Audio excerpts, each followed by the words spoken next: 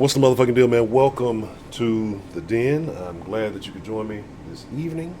I'm your host, Ed Honcho. If you are not familiar with the Den is the best conversation on the internet. The reason why it's the best conversation on the internet is because of you wonderful people who tune in each and every night, somewhere around 9 o'clock, 9:30, 10 o'clock p.m. Central Time. But I appreciate you guys for being here. I don't know why it's always something fucking light. It's whatever. Anyway, so I'm glad that you guys are here. We're going to talk about something interesting tonight. We briefly got into it a little bit last night with the whole NBA Youngboy and Floyd Mayweather's daughter thing, and apparently a statement briefly made to Floyd, and I just kind of want to look into that and explain some of my thoughts on that. A bit of which you got last night, but a little bit more. Now I've actually went and watched some things, and just we'll get into that. So here is my thing, Heidi. I deliberately, you understand me, deliberately give a few minutes extra, so people sometimes don't get the notification until it actually goes live. So. I'm just saying. Well, thank you. I definitely need to. Maybe it's a little Jamaican cap thing I got, because you got like a fucking. It's like a big ass wave cap. This basically. But let's see what we got join us, man, and then let's get into it, man. Let's get into it. I have down for the early birds, and let me make sure I have that. I have M. Grace, K. Grace, being graced by the Grace family this evening. How are you ladies doing this evening? Strong and Grand, John, Jess Sarah, who says she's not feeling well, so Jess Sarah get better soon. Sweetberry.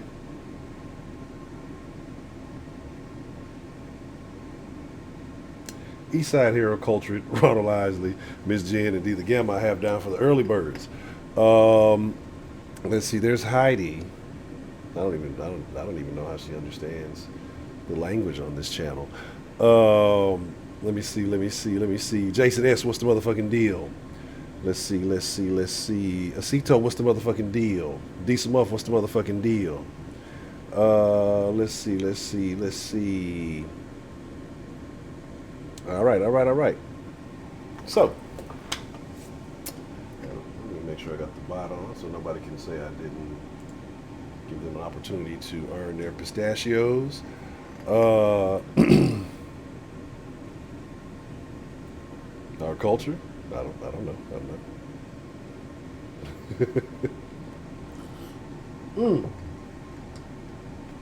So show they want a thug. Well, this is the result. Lie down with dogs, end up with fleas. Appreciate the love, Dan the man, and I need to change.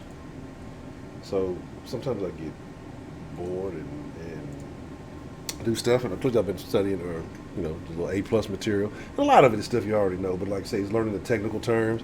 And so I got really bored, and I ain't dove all the way, and I'm going to just go in and take the whole fucking rig apart and just put it back together. Because I definitely did do the most efficient job, but I was fooling around my wiring on the PC, and I just kind of clean everything. That's my biggest problem. Is I'm terrible at cable management. I just put shit in there and go. As long as it don't burn down, it works right.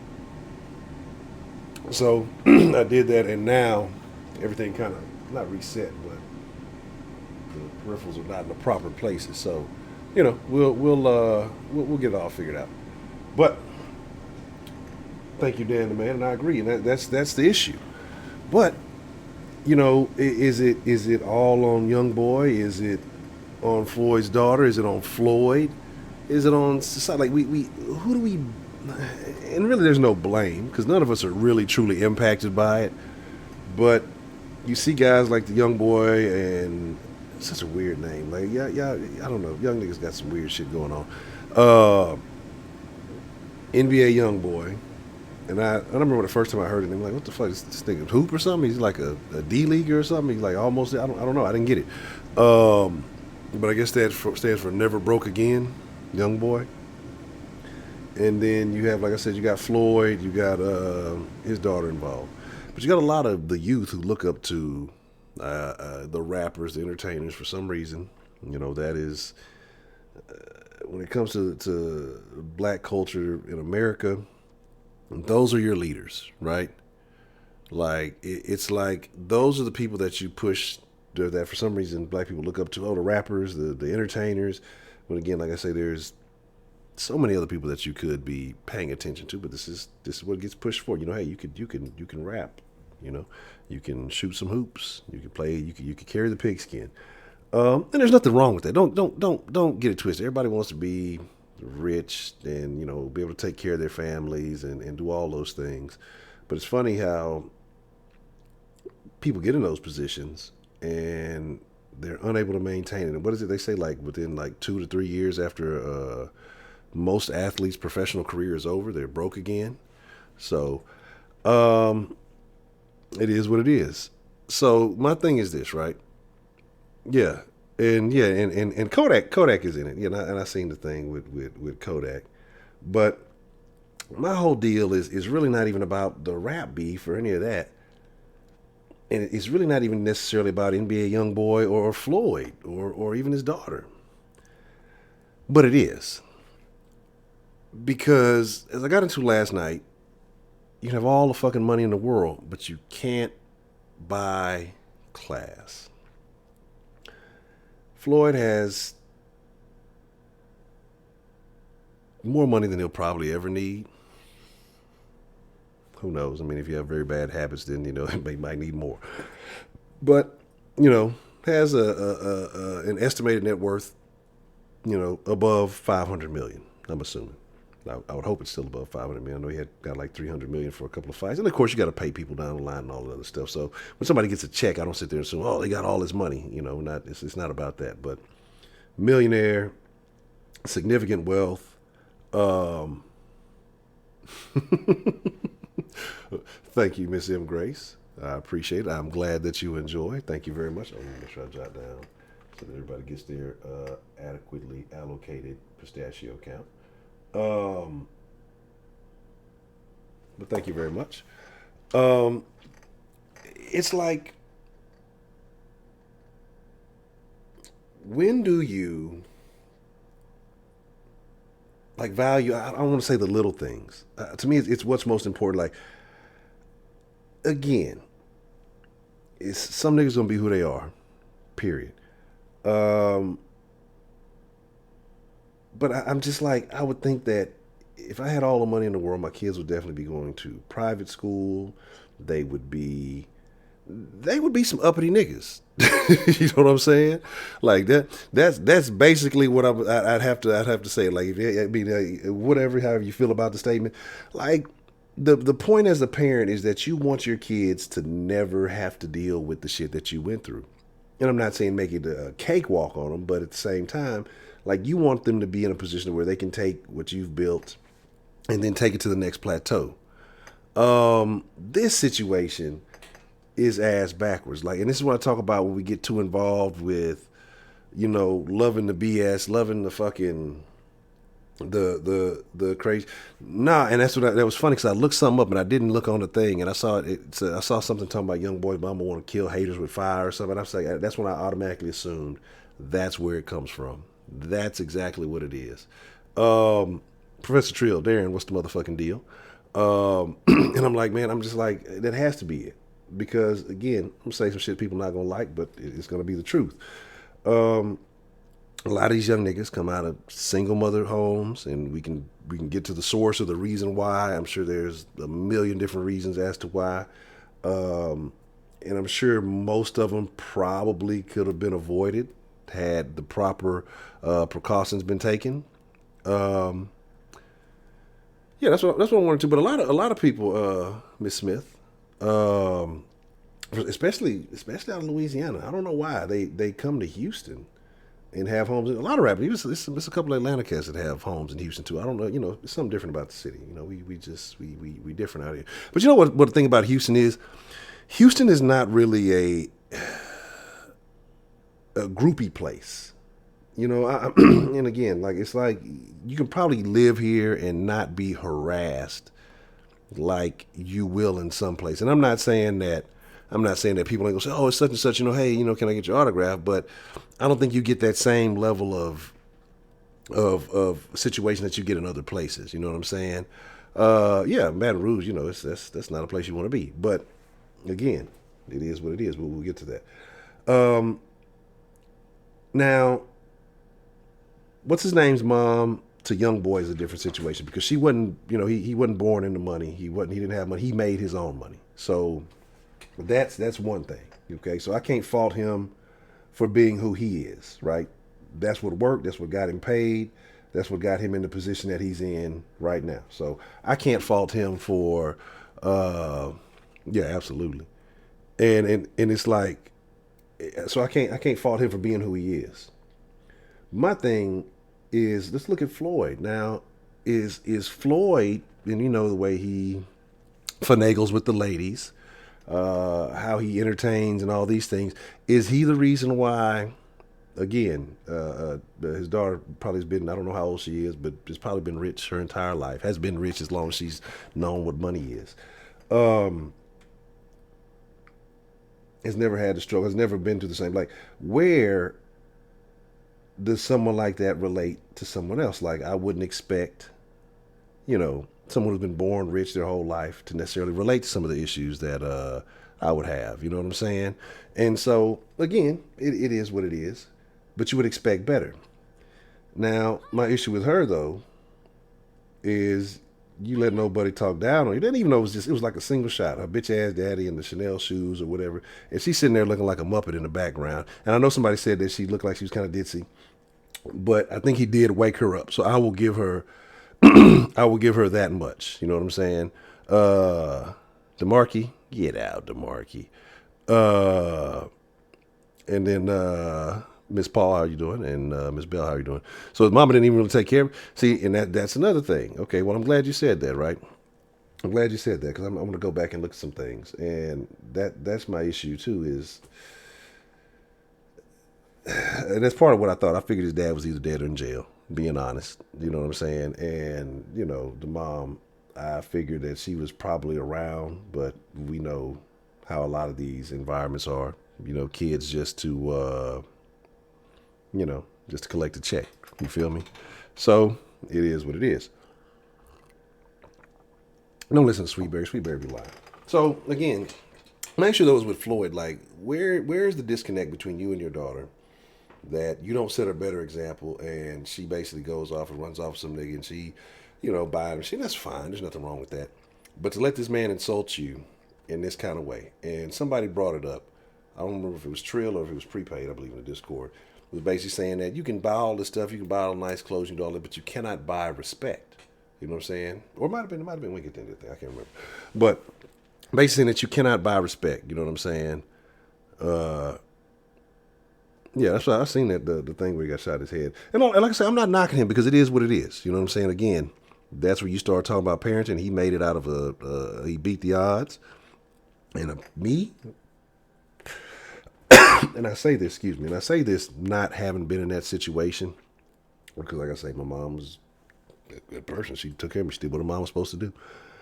But it's hard for me to understand, like people who know when your people did you shitty, and then you get on, in spite of all that, and you go back and look out for them. Like, I don't know. Maybe that's a part of me I need to work on. I know that whole forgive and forget shit, but like, ain't no way. Because my thoughts would be just that. What if I didn't make it? What if I wasn't somebody? Would you really still be fucking with me? Or you just on because I'm on? You know what I'm saying? It is what it is. So, but again, and I agree, and that's my thing. Like, and I think you could forgive and not pay up. Hey, man, you put me in a fucked off situation, and I forgive you because I survived. In spite of that, don't ask me for no fucking money. Uh, but it is what it is. Again, but like I say, and then you look at it as, again, we can talk about respecting your elders. We can talk about all these things because what I'm trying to figure out is just at what point did Floyd and NBA have some beef for him to just call him a bitch ass daddy or whatever. To me, that tells me that comes from pillow talking, right? That comes from talking crazy, right? 335, what's the motherfucking deal? Roman, what's the motherfucking deal? But like I say, my thing is, look, Mississippi is a much nicer city than Houston, according to DeMarkey. So that's all we have to say about that, right?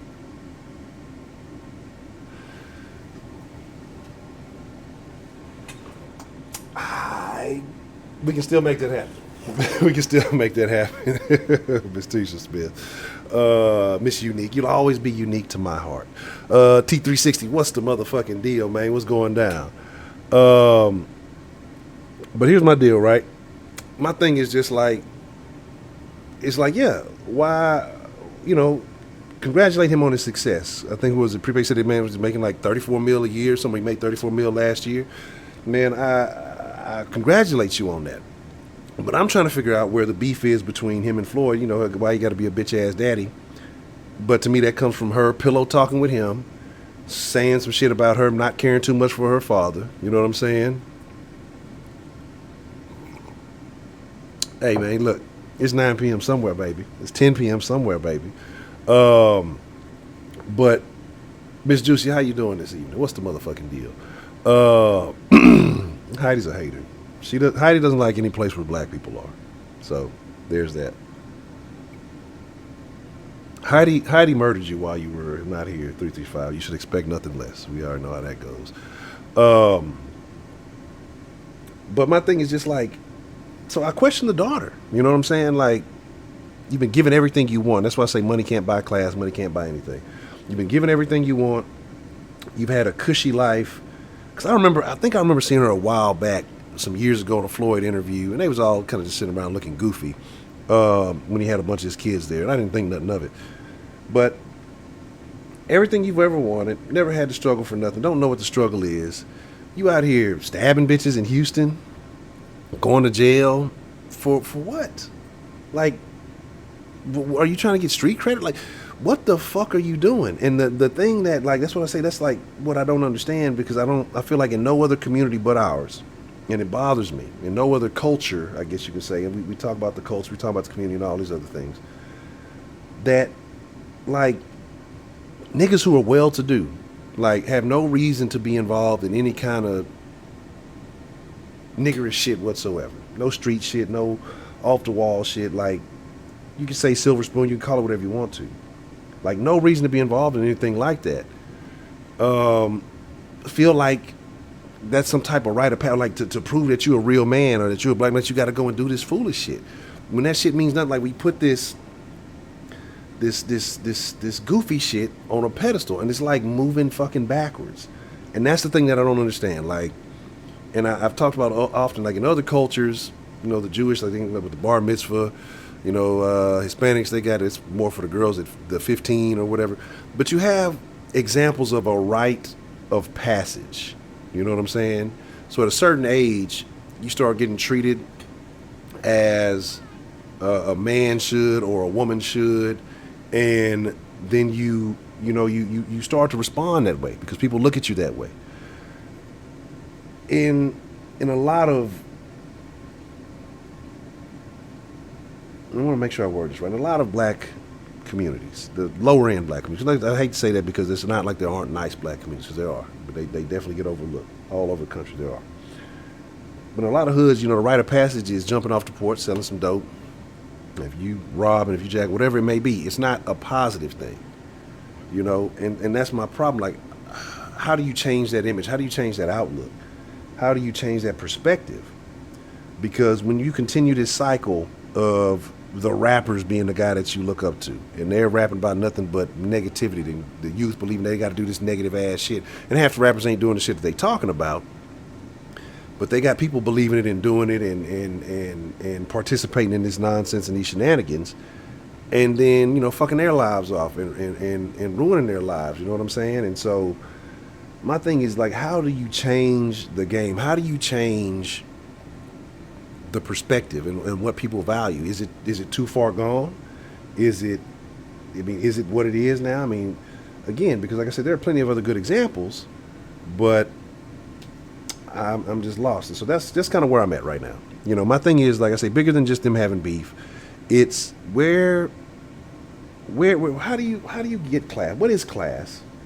You know, how do you obtain class if you weren't born into it? How do you hit that like button because it's free? And you know, like that's kind of my thing. That's what I'm trying to figure out. Because it's like, to me, in my opinion, and maybe I'm wrong. Like I say, if you just are who you are, no amount of money is going to change that. Um, but like I say, Floyd's kids have grown up in wealth their entire lives, and so I don't know. I don't know why what would make her do that. Or is love that crazy? Make you go out and stab a bitch? I agree. Look. You know, I'm all Team Thanos. I'm Team Bane. I'm Team Joker. I'm always rooting for the bad guy, right? As long as the bad guy has a good solution. So that's where I'm at, right? Let's get the lines cracking. Is that love? Is that lust? Is that infatuation? Or do you have to wait until it's over with to be able to tell the difference in what it was? But again, and then I know him and Westbrook kind of started beefing because I guess Kodak made a reference to him saying he was cooperating with the good luck. That he was cooperating with the police or something, so that's what got him all mad. And he was going in talking shit on Kodak, and then talking about the shoes and some other stuff. She ain't never bought me nothing except for these shoes. Don't tell me we're gonna do the dumb shit today.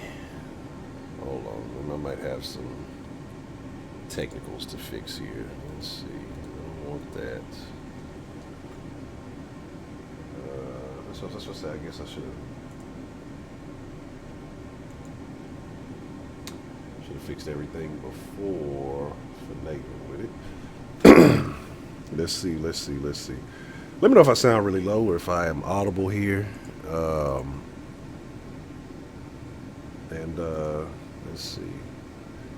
Give me a second before we cut the line on. I gotta, do some stuff. But like I said, I hope all of y'all are well. I hope all of y'all are staying Rona free. I don't want that. I don't want that. I don't want any of these things. Where is what I'm looking for?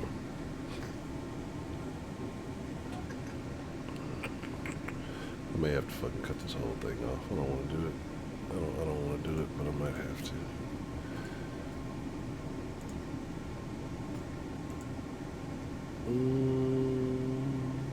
Well, it should be working. I don't understand why it is not. All right, give me 1 second. Do some weird stuff.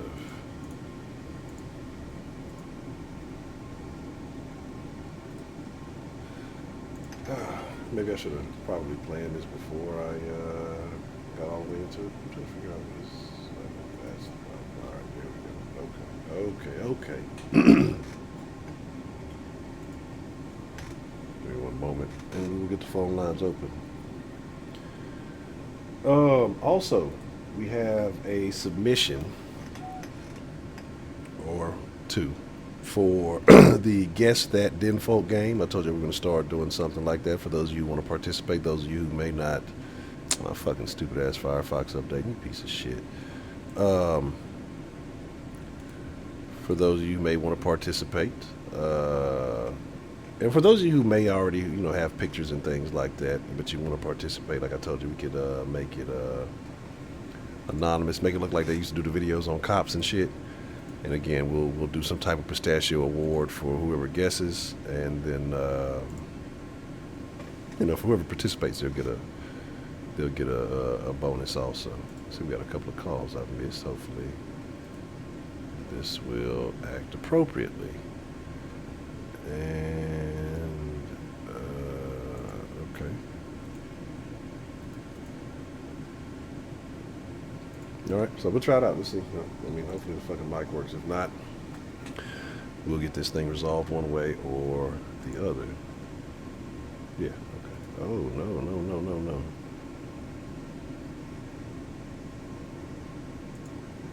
All right. What's the motherfucking deal, man? Who we got calling into the den this evening?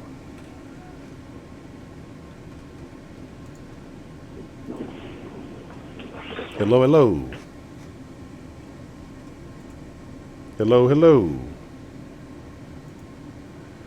What's it we gonna do? Are we doing this nonsense?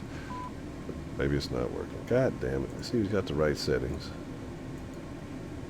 Okay. It says that this is the, you know, players fuck up, y'all. You know, it is what it is. We're trying to get it right. What's the motherfucking deal? Who we got calling into the den this evening?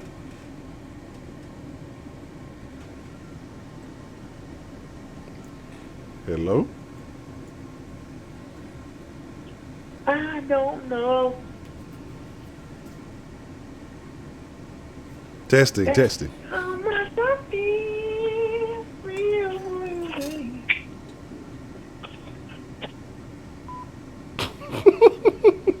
There's probably some on my end, but I will give 1,000 pistachios to can guess whoever that was. What's the motherfucking deal? Who we got calling into the den this evening? Hello? Hello, can you hear me? I guess not. I guess the phone is. Okay, is Actually, I can't hear you. Yeah, it's a delay in the thing. Give me just a moment. So if you're watching the thing, let me figure out what's going on. This is terrible. It's Bell. I can't hear you. So why is it showing up on here? Okay, Miss Bell, I'm gonna hang up on you and I'm gonna call you right back.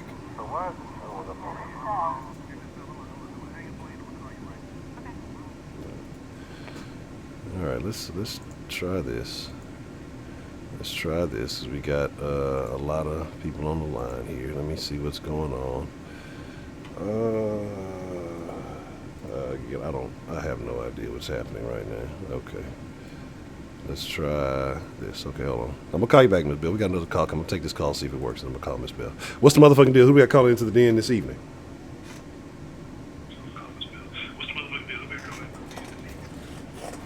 Hey, Honcho, I think it's Dan online.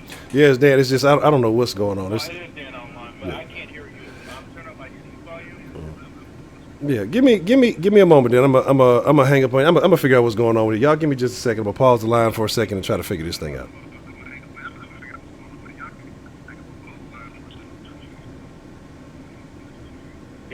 All right. I don't know what's going on, y'all. I sincerely apologize. The settings are all, well, it says it's on the microphone that I'm using. Let's try this. I guess we will do these things here. Let's do this. This is annoying. All right, let's try this. I'm not even looking in the chat because I know y'all are saying all kind of crazy shit, and I'm not even going to entertain it. I'm not going to fall victim to chat shenanigans.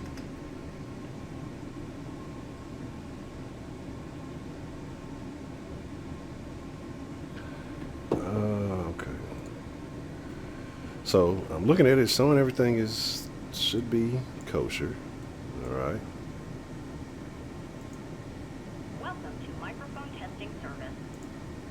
All right, we're just gonna check it out. We're gonna go for it. Fucking. What's the motherfucking deal? Who we got calling into the den this evening? Hey, I can hear you now. It's Dan, bro. All right, cool. Good deal. Sorry about that. I don't know what was going on. I actually did not change anything, but for some reason it's working now, so let's go for it. What's on your mind there, Dan? Man, this situation, bro. It's Shorty won the thug, man. That's it, bro. And you know, I don't know what to say, man. I don't know. And you're right, man. Look, people like NBA Youngboy, man. He came from Baton Rouge, and it's wild down there, bro. It's still wild down there. Matter of fact, I think Louisiana is one of the hardest hit in the country. I think it's top 10 in terms of the virus going on. And I saw some CNN CNN interview with the round panel discussion. And they managed to find some way to keep blaming white people for everything. I found that amazing. Van Jones on there talking the usual stuff. But the thing is, like, places like that, even before this virus hit, they weren't very sanitary. Everybody living on top of each other. You know, they're trashy. I mean, Detroit's one of the hardest hit too, and it's a lot of black people. And then you hear people like Waka Flocka thinking the virus doesn't exist. Word? I thought he said something like either it don't exist or something along the lines that black people can't get it or minorities can't get it. This is the kind of shit I'm talking about, bro. A lot of people in the black community, a lot of these celebrities, they have so much money, but what's going between their ears is a bunch of air. And that really troubles me because people hang on to their words when they're on the Breakfast Club and whatnot, spitting a bunch of garbage. And yeah, John, Idris Elba got it. Yeah, I mean, I don't understand this. It's very troubling. But I'm gonna leave that alone. Waka Flocka. The dude's name is Waka Flocka. I don't know what to expect from him. You know, it is what it is, bro. And I know I've sounded hypocritical before saying I like certain rap songs and stuff like that. But I know these motherfuckers full of shit. Yeah. I ain't out there trying to gangbang and shit like that. It's a lot of these young dudes out here trying to live that life. Yeah. And they're the ones that are getting these 40-year prison charges. They're the ones out here getting shot in the head, shot by cops. But I'm telling you something, after time to get shot by cops, probably more than that, they deserve it. Because you got a pistol and shit living around. You just robbed this dude, shot him. Yeah. I mean, come on, dog. Look, not every black person been shot by cops in the past 20 years is a Trayvon Martin case. Not every black person been shot by the cops. It's not every time, bro. Some of these body cams, dog. I'm getting off subject, but I just want to get this real quick. If you see some of these body cams, some of these people are irrational, violent, on drugs, and the cop has to deal with this. And the cop already has leeway to just say, hey, look, this guy even looks like he can pull out a gun, light his ass up. So there you go. But I'm going to leave that alone because I don't want to offend anybody. But on this young girl, she got bailed out, but she was sitting in jail in Texas for aggravated assault with a deadly weapon. Yes. And her father's a multi-millionaire. Correct. The fuck? Really? That shit's insane. Look, pay somebody to do your dirt, goddamn. At least don't get your hands dirty. You that damn rich. Don't do it at all. But I mean, shit. Like I don't understand. Like how do you get in a situation? Like what do you think leads someone, again, who's grown up in nothing but wealth and luxury, down a road to stabbing somebody else's the mother of somebody else's child? Well, someone earlier mentioned the notion of love, and I think I agree with her. I forgot who said it. It might have been Miss Grace. It might have been her. I'm not sure. I apologize for not remembering. I guess it's love. It's just that ghetto passion. You know, I'm gonna find my nigga baby mama and shit like this. This is just. But then again, I would just mention the case a few calls ago about a woman who shot and murdered her love rival's wife. That's Stephanie Lazarus' case. So I mean, love does make people do wild shit. Yeah. I think part of it's daddy issues. In her case, maybe she has issues with her father because I mean, her father has notorious issues with women. He doesn't caught domestic violence charges. He has more than one baby mama. Yeah, third passion. Yeah, you're right, Trust. Third passion. You damn right, B. Yeah, man. So you think that's kind of a reflection of how she's seen her dad deal with women, that she's emulating those women? Or what do you? I mean, how do you think Floyd kind of failed in this regard? I think Floyd's busy flashing cash, sleeping with his friends' wives and shit. I know, but that's definitely I think it's Stephanie Mosley. I think he slept with his best friend's wife, and he lost his mind. Yeah, and he tried to blame it on Trey Songz. But no. 50 Cent outed his ass for that. Now, you slept with your best friend's wife. That nigga went crazy, and he said no excuse for doing this, but he killed his wife and then himself. Yeah. And Floyd was watching the whole thing on, like, live stream or some shit. He ain't saying much to the cops about it because it's murder-suicide at the end of the day. But 50 outed his ass because 50 and him were boys at one point. Yeah. So they know each other's secrets and shit. Yeah. So that's how that go. It's a bunch of shit, man. So I have no sympathy for Floyd Mayweather. I'm sorry that's happening to his daughter because you think, even if I don't like you, I don't want anything to happen with your daughter. Yeah. But she's doing it to herself. Chasing thug niggas. And Youngboy, he comes from some wild shit. Like, I think he has two brothers They're both in jail or prison on murder charges. His mama is, that's his mother. And why are you chasing this dude? Yeah. I don't get it, bro. I don't get it. But you know, dudes like me, we're lame. We don't know what the fuck we talking about. You ain't no real nigga. You a coon. So that's why I said I'm leaving it alone, bro. But see, girls like her. I'm sorry. Go ahead, bro. No, I'm just. I mean, like I said, I agree with you. It's just it's unfortunate. He is who he is, and none of those surroundings have helped him. So it's almost like I won't say you can't blame somebody once you get to a certain age. It is what it is. But if that's what took him out of poverty or ended up like everybody else he knows, and puts him in a good position, I can't fault him for continuing to do what he's been doing. I think he's still relatively young. What is he like? Early 20s, like still teens, or what? He's still pretty young, isn't he? Yeah, man, he's like 20-something, man. Okay. He got 3 baby mamas already. Yeah, he got 3 baby mamas, young boy.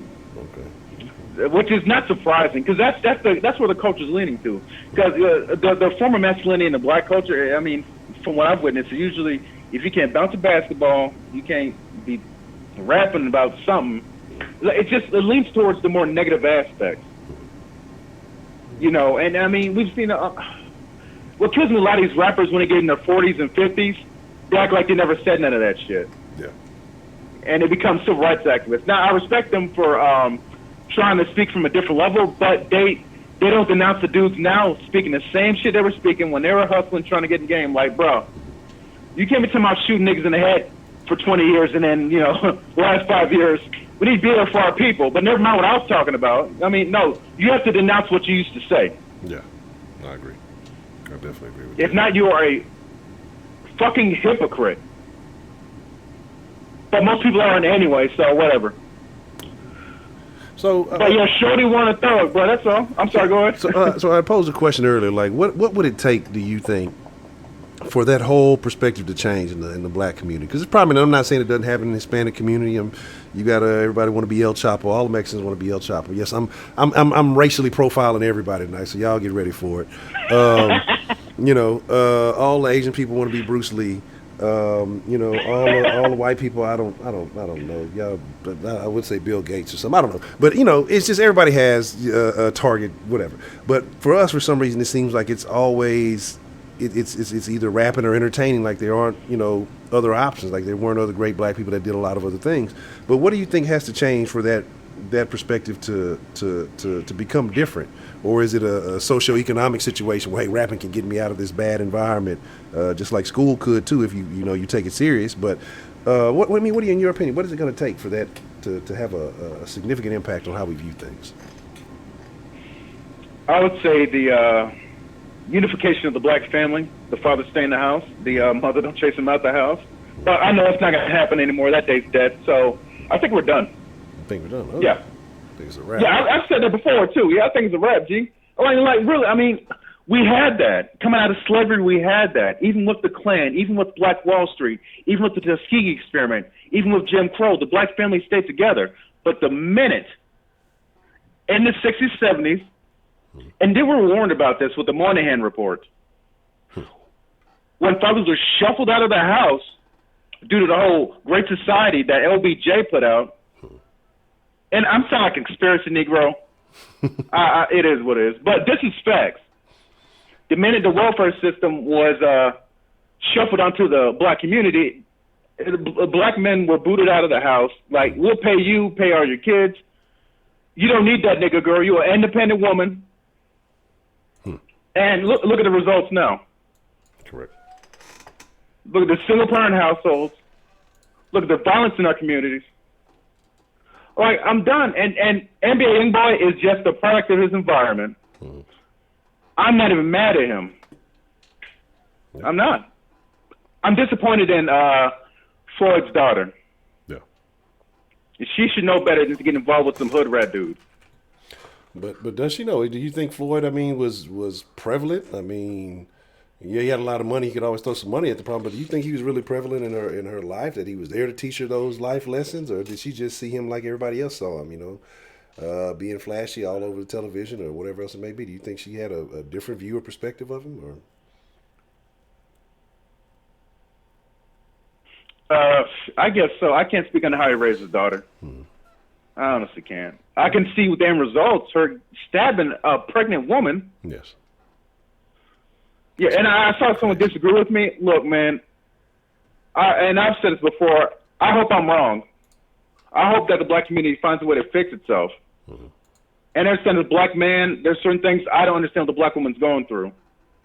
All I know I saw is what my mother go through and what like my cousins and aunts went through. And the ones that had families that were together, they were functional.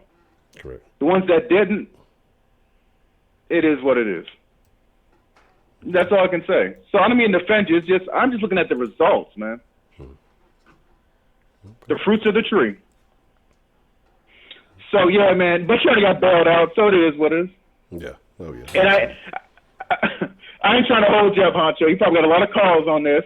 I'm trying to catch back up with the chat and see what's going on. I'm missing. I'm making sure all the rest of these settings are right because I don't know what was fucking up earlier. But no, it's all good. I got you, man. That's all I wanted to say, man. Look, Youngboy's part of his environment. Hood rat mom, 2 brothers in prison, 3 baby mamas before. I think it's like 23, 24, maybe younger. Okay. So most women would be smart to stay away from that. Why is it that there's this attraction towards these do-nothings? Well, no, he got money. Now, I understand that attraction. But there's a lot of dudes who act like him out here fronting, ain't got no goddamn money. But they got all the baby mamas, though, don't they? Yeah. Yeah. Oh, yeah, man, he's only 20. He's barely 20. Okay. Yeah. So, Who, Youngboy? yeah, he's barely 20 years old, man. Man, get the fuck out of here. 20 years old in October. Jesus Christ. Can't fault him. I mean, we was all young and hard-headed, so I can't, especially when you young at that age and you know, what's the saying, young, dumb, and full of cum, you got all that testosterone, you feel like you bucking the system, and then a guy in his position who is, like I said, who's capitalized and made a lot of money. Shit, can't nobody tell you shit, you know, so I can't fault him for that. But again, like I say, it's my question in this situation is, you know, kind of like I said, the Mayweather's daughter situation, the lack of class, in my opinion, to put yourself in that situation, then how much of this falls on the Floyd for not being that proper role model. So, you know, that's wild, man. Yeah, I mean, Floyd has to take some responsibility for that. That's your daughter, man. Absolutely. Hey, I want to know who bailed out of jail. So probably Youngboy. He might have went over there. And I hope so. It was his baby mama she stabbed up. Yeah. And Texas, dog. Texas don't play, man. You know, hey, like I said, money talk. You know, bullshit walk 1,000 miles because she got in and out of that bitch pretty quick. Yeah. So. They gonna milk Floyd as much as possible. Because Youngboy ain't paying for a goddamn lawyer. I don't give a fuck. But what Floyd need to do is say, you know what? You want to let that nigga talk about me internet? You let him pay for your lawyer. Go ahead. I mean, and I don't. That's almost what I would say. Like I say, if you gonna sit there and let me be disrespected after I've basically furnished you this lifestyle. You know what I mean? Through my blood, sweat, work, and tears. And you just let somebody blatantly disrespect me. And again, I feel like she had something to do with that. I think that's a result of pillow talk, because just come out and just shit talk somebody's dad like that.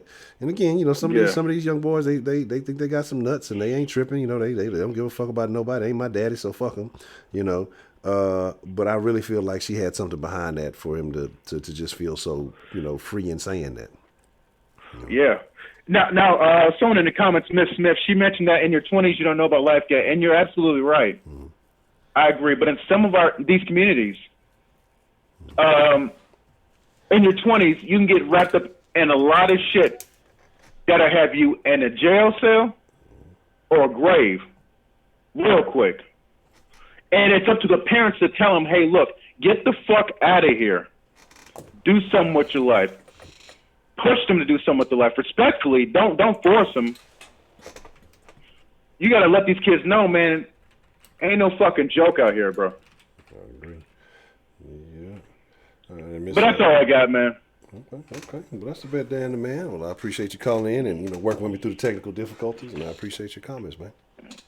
It's all good, Mr. Honcho. Man, y'all have a good night, man. Hopefully stay Rona free. Please wash your hands, bro. Yes, sir. I really appreciate it, Dan. All right, y'all take care, man. All right, you too. Yes, let's all stay Rona free.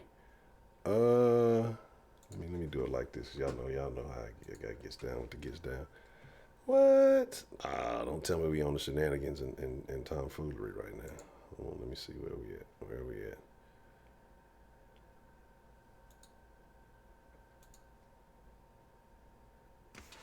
Oh my God.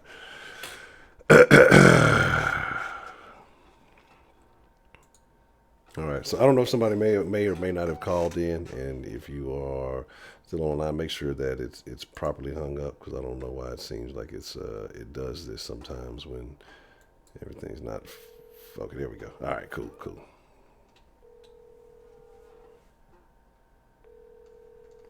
I said I would, so I have to do what I said I would do. Hello. I am returning a call from Miss Bell. How are you Yes, this you evening, Miss are. Bell? I'm doing great. Okay, man. You can A hear me little loud and loud. clear now. Phone down just a little bit. Oh. There we go. Don't know anything about the topic that you were talking about because I don't know the people involved. But what I can say is it seems like the more toxic or the more broken a situation is, the more social media and media run with the story. Absolutely. And that's basically it in a nutshell. So the more fire it gets under it, the more actually toxic it is. But it seems like today society promotes the toxicity of bad things. Yeah, I agree. I mean, people want to see the drama, the negativity. It was something I was reading a while back, or about a month ago, and he was talking about how negativity it generates like 7 times as much attention as positivity. So when you got all these toxic stories and all this bad stuff happening, that's what catches people's attention. And, you know, we're an attention-based society, so people love to promote the negativity. They push it forward, and other people see negativity they want to share with other people. You just almost wish that positivity kind of flowed the same way so it could counteract some of the effects of it, but unfortunately, it does not. And so, like I say, everything we see around us is negativity. Think about it this way. Jerry Springer has been around for, 25 years? Hmm. And if anybody, in my opinion, if I even thought about doing a Jerry Springer show, I definitely need some therapy because he takes the most broken, toxic situations and exploits it. Now, don't get me wrong. People sign up for that stuff because it's a few bucks in their pocket and they don't think it's going to last forever, but that stuff lasts forever on the internet. Mm-hmm. You know, there's always recourse about the things you do. Like these young people now making these mistakes, looking back on it, they're going to go, damn, we screwed up. Right. But do you think so? Because, I mean, what I'm starting to look at in life now, too, is that so much shit is happening. We're inundated with all this shit every day, right? That it's something from somewhere that so many people are fucking up. It's like eventually you forget that, you know, somebody else fucked up because there's so much shit happening. So it's like, yeah, you know, you have to deal with it while it's fresh, but eventually it kind of passes on and nobody cares anymore. And that's why I think more people are going to kind of look at it that way. I see it kind of lacks a sense of personal accountability. Mm-hmm. You know, just because so-and-so does it doesn't mean you need to. When we were growing up, you know, if the neighbor down the street jumped off the bridge, would you do it? It's like, yeah, I'd like to bungee jump, but no. I mean, in general, we didn't because we were taught to not follow a bad example. And that's the thing. These kids in this next generation, because there doesn't seem to be any real hard lines about, you know, well, so-and-so did it, you shouldn't be. They're either taking it as a personal responsibility and not doing it, or they're like, well, he did it and got away with it, why can't I? Correct. And so that's one of the things that I'm finding tends to not, I don't see in the younger generation. You know, watching my kids growing up and over the last few years, you know, having personal regard for accountability. And that's the one thing I don't get about, you know, you've got one guy that's 20 that has 3 baby mamas. You're not really showing responsibility. I mean, unless you want a harem of girls and you want to pay tons of child support for the next 100 years, but, is it really accountable and responsible to yourself? But is it We have okay if you he's taking care of out. all of his kids? If he's, being a father and he's taking care of everyone? If he's financially taking care of it and he can afford it, that's great. But the other thing is if you're just out there to party and it's like oops, that's showing no real accountability to what you're actually doing. Okay. And there's always consequences to our actions, whether it's drugs, alcohol, or sex. And I don't see that kind of social consciousness, even though younger kids aren't getting married till later. There's still a lot less of that than there's a lot more emotional immaturity with the younger generation. Not all, but I will say that it comes with a sense of entitlement. And I'm talking from probably maybe 22, 23 and under. And I'm not saying that every single person of that age group acts entitled, but I'm saying that social media has had a huge effect on that particular attitude. Yeah, I agree. Or what do they call it? An influencer. Yes. Yes. And this particular word, influencer, you look at these young celebrities, whether they're in hip-hop or rap or sports or anything else, and it's like they don't recognize their negative behavior influences 7 times faster than their positive behavior. Kind of coming back to what you said a couple of minutes ago. But it's the influencing and where their age is vulnerable to say, hey, that's something different, or hey, that person got away with it, or okay. But I'm going to bring this up just to play a little bit of devil's advocate. But should the person who's out there benefiting and winning, whether it's athletes, whether it's entertainers, whether it's just somebody doing crazy jackass shit on the interwebs, should they be concerned about that, or should it be more the parents' responsibility or the guardian's responsibility that these kids aren't doing the things that they're doing? Well, the thing is that I think it's a bit of both. I think that there's a certain age, and then I'm not exactly sure because each person, their emotional maturity is attached to their chronological age. And I'm not trying to talk real deep here, but you've got somebody that might be 18 and super responsible and having college classes and doing all the right things, and you can have a 25-year-old that's a failure to launch because they're just not emotionally mature to handle all kinds of shit and everything in between that. What I am saying is that you get to a point when you become an adult and mature where you don't blame your parents for their raising you. You take responsibility for the actions that you've portrayed. Yep. And that's really the definition of being a grown-up. Sucks, but yeah, it's the definition of it. And that's the definition of being mature is owning up. Yeah, you definitely And have to have what's your that old- responsibility. Yeah, and what's that old saying? When we're children, we play with toys. When we grow up, we put those, when we're adults, we put those childlike things away. Mhm. It doesn't mean we can't have fun. It just means childlike things belong in boxes. Yes. And so the toxicity of some of this stuff that's going on social media is for the fact that people aren't being personally, sometimes you just can't help what goes in the media. But if you're watching, there's an old saying, and we talked about this probably, I don't know, every few months we talk about this, and it's called watching your P's and Q's. Do you know what that stands for? I don't even know what P's and Q's stands for, but I know the saying. Okay. It actually goes back to England. It's called watching your pints and your quarts, which were beer. Because when you were in the pub, and if you get drunk enough, and you left your pints and quarts, somebody else would take it. So you got to watch what you're doing in order to make sure you still have your own shit.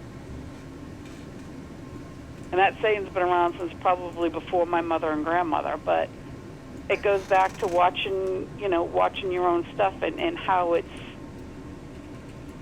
you're letting it out.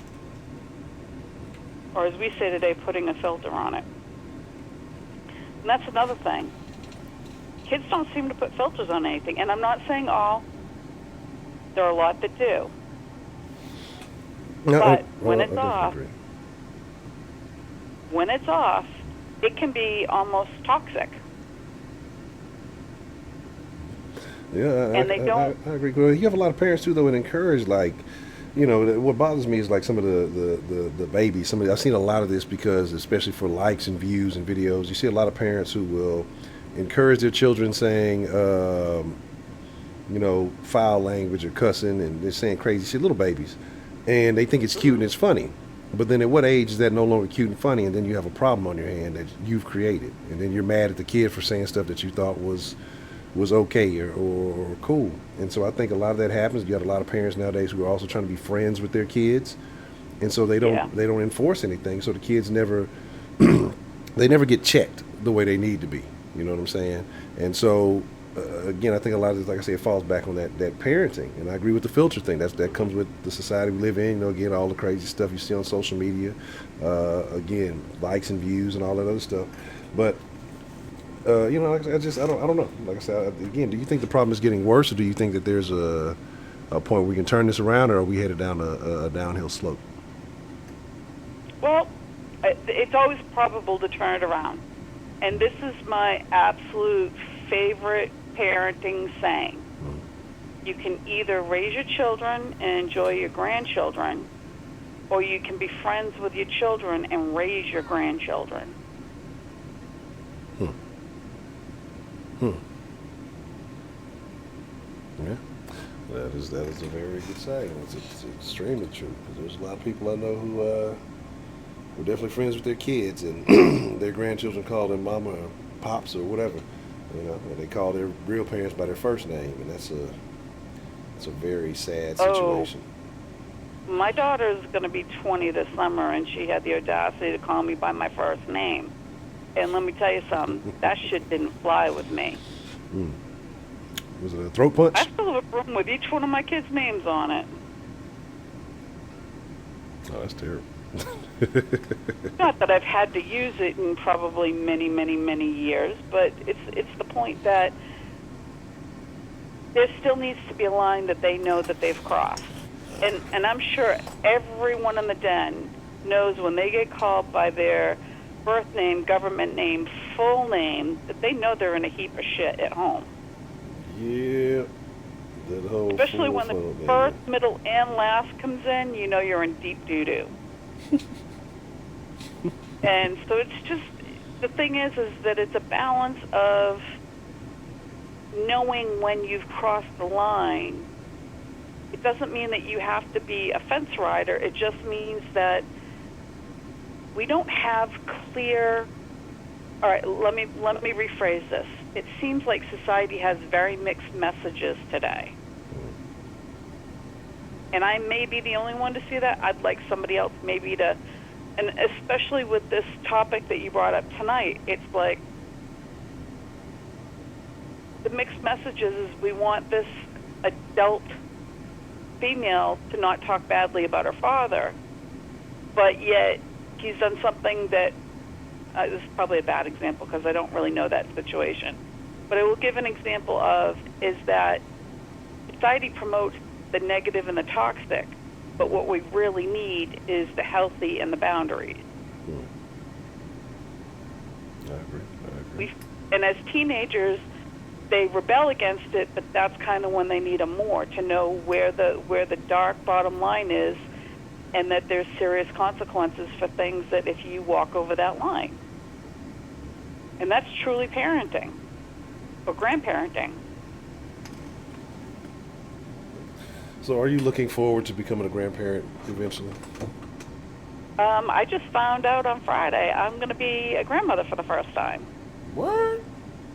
Yep, I didn't tell you all because I needed to let it sink in, but I'm going to be a noni in the 1st of December. Okay, okay. A winter baby. Interesting, interesting. I'm not going to ask any more details. I'll leave it at that. Well, my daughter-in-law to B's family doesn't even know yet, so we just found out Friday. She's 6 weeks along. Okay. Okay. Interesting. Oh, yeah, that should be a very interesting time. We'll save that conversation for another time. We'll definitely go away. Yep, we will. Okay. We will. Definite blessings, though. Mm-hmm. Well, congratulations. But they've been together for almost 4 years. Okay. So, but anyway, like I said, yep. Thank you for all the congratulations, and I'm sure there'll be talks about it and everything else, because you know how we do. We let it out when we let it hang when we want to. Yes. So, I've gone over my 10 limit, but I thank you for letting me make my announcement, and I'd like to see what other people have about this topic, because I don't know a whole lot about it. All right, all right. Well, I appreciate you accepting my calls, as I had to call back for the technical difficulties earlier. But the class in session, the bell has rung. I appreciate you sharing your thoughts with us, Miss Bell. All right, good night. All right, have a good evening. God damn it. Fucking ringer's on. That fucks with me. What's the motherfucking deal, man? Who we got calling into the den this evening? Man, it's your boy Roman. Roman, before we jump into the conversation, before we jump into the topic, what were you singing earlier on the phone? I wasn't singing nothing. Oh, you were singing something earlier. You never even answered the call. What you No, I answered the phone call, but the audio was tripping, so you couldn't hear me. But you were singing something, and then you hung up. Oh, I don't remember what I was thinking. I'll be honest with you. If I was thinking something, I don't remember. Okay. I really don't. Okay, just inquire. All right. So what's on your mind with this topic tonight, Mr. Roman? Man, first of all, hope everybody's safe. I know this Rona is going running wild like fucking Hulk Hogan in the 80s. So, you know, I know this shit going everywhere. But, man, Honcho, this situation right here, I don't listen to Youngboy. I, of course, know who the hell he is. My sister loves his music.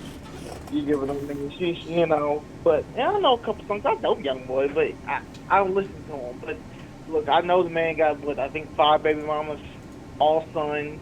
He got like two women that said they pregnant for him.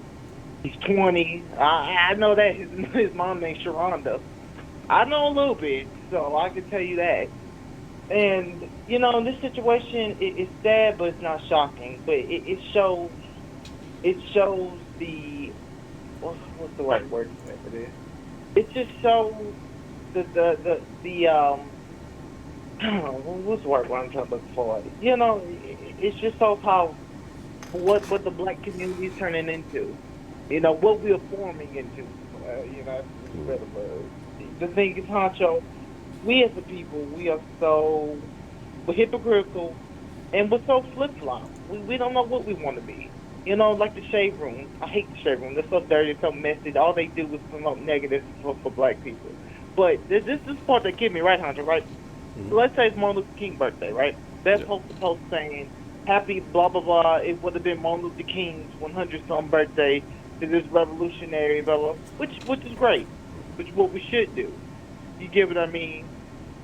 But in the next post, we talking about how somebody is in a fight with their baby mama over the custody of their child. Tell me how much that makes sense, Honcho. I'm just saying. But we're supposed to be a black news source for black people. But wait. You're gonna look at a company, a business, whatever they are, called the Shade Room as a black news source? No. Hold on, wait a minute. You know, let me finish. Okay. I'm saying. Okay. Wait a minute. Okay. The thing is, I don't look at it as a news source. A lot of people do look at it as a news source. That's the thing is, Honcho. But whose fault is that? So is it their fault for believing that that's the best black news that they can find? Or is it a lack of quality black news? I mean, who is to blame? Because I've never been on the Shade Room. I've had people send me stuff from the Shade Room, but I've never gone out and say, hey, I'm going to the Shade Room. I'm not saying it's all the shade room, but goddamn, y'all are the big problem boys. You get what I mean? I mean, damn. But You can know you fault what are somebody you for doing, providing man? something But that really, the it's what market is craving? no, Hunter. But I'm saying the shade room is the same people saying that black people are getting shot up. You get what I mean? So tell me how much that makes. Tell me how much that makes. Tell me how much that makes sense. You get what I mean? But I mean, that's the thing, though. Here's my deal, right? Shade room knows whoever it is, and I wouldn't be surprised if it wasn't even black people running shade room because that's how a lot of these things work. But anyway, um, shade room knows that niggas love drama, niggas love gossip, entertainment, athletes, celebrity scandals, all this other bullshit. All right. And we were talking about this a little bit in the Discord last night. And the reason why people love to see celebrities doing bad or something bad happening to celebrities, because that makes them think for a brief moment that their life is better than someone else's, even though they getting cheated on too, they getting fucked over too, they got the herpes like Youngboy, whatever allegedly has, whatever it is. But they just to hear other people doing bad makes them feel better about themselves, which it shouldn't be that way. Like negativity Yeah. shouldn't work like that. But that's why these places thrive. Because if you're saying, hey, congratulations to Dr. Martin Luther King, he was a revolutionary. He changed the world. Well, most people don't feel like they can change the world. They can't relate to that. Yeah, go Martin Luther King, whatever, thumbs up, because it's the thing to do. But most of them don't like that. It doesn't make them feel better about themselves. It actually makes them like themselves a little bit less. But then you see, Chris Brown drop kick Rihanna or NBA Youngboy hit Floyd Mayweather with a tiger uppercut or some off the wall ass shit. People gonna love to run that drama and bullshit. But so I can't blame them for targeting something where they know they're going to get the likes, the attention, whatever they want to, and then they're going to slide some advertisements and promo or whatever and sell products and make money. It just is what it is. But for them to be considered a black news source, I don't put the blame on them. I put the blame on anybody who would look to them to be that news source. Yeah. No, I agree with you on that one. I'm just saying, but that wasn't my whole topic because I got other things that I need to talk to. So Okay, all right. the thing is, kind of like Dan said, I agree with. Young boy is the product of what he comes from. And a lot of these black people, a lot of black people that come from the hood, or these rappers, are the product of what they come from. You get when they are not taught in these schools what they're supposed to, what they're supposed to be taught because of what the schools don't teach.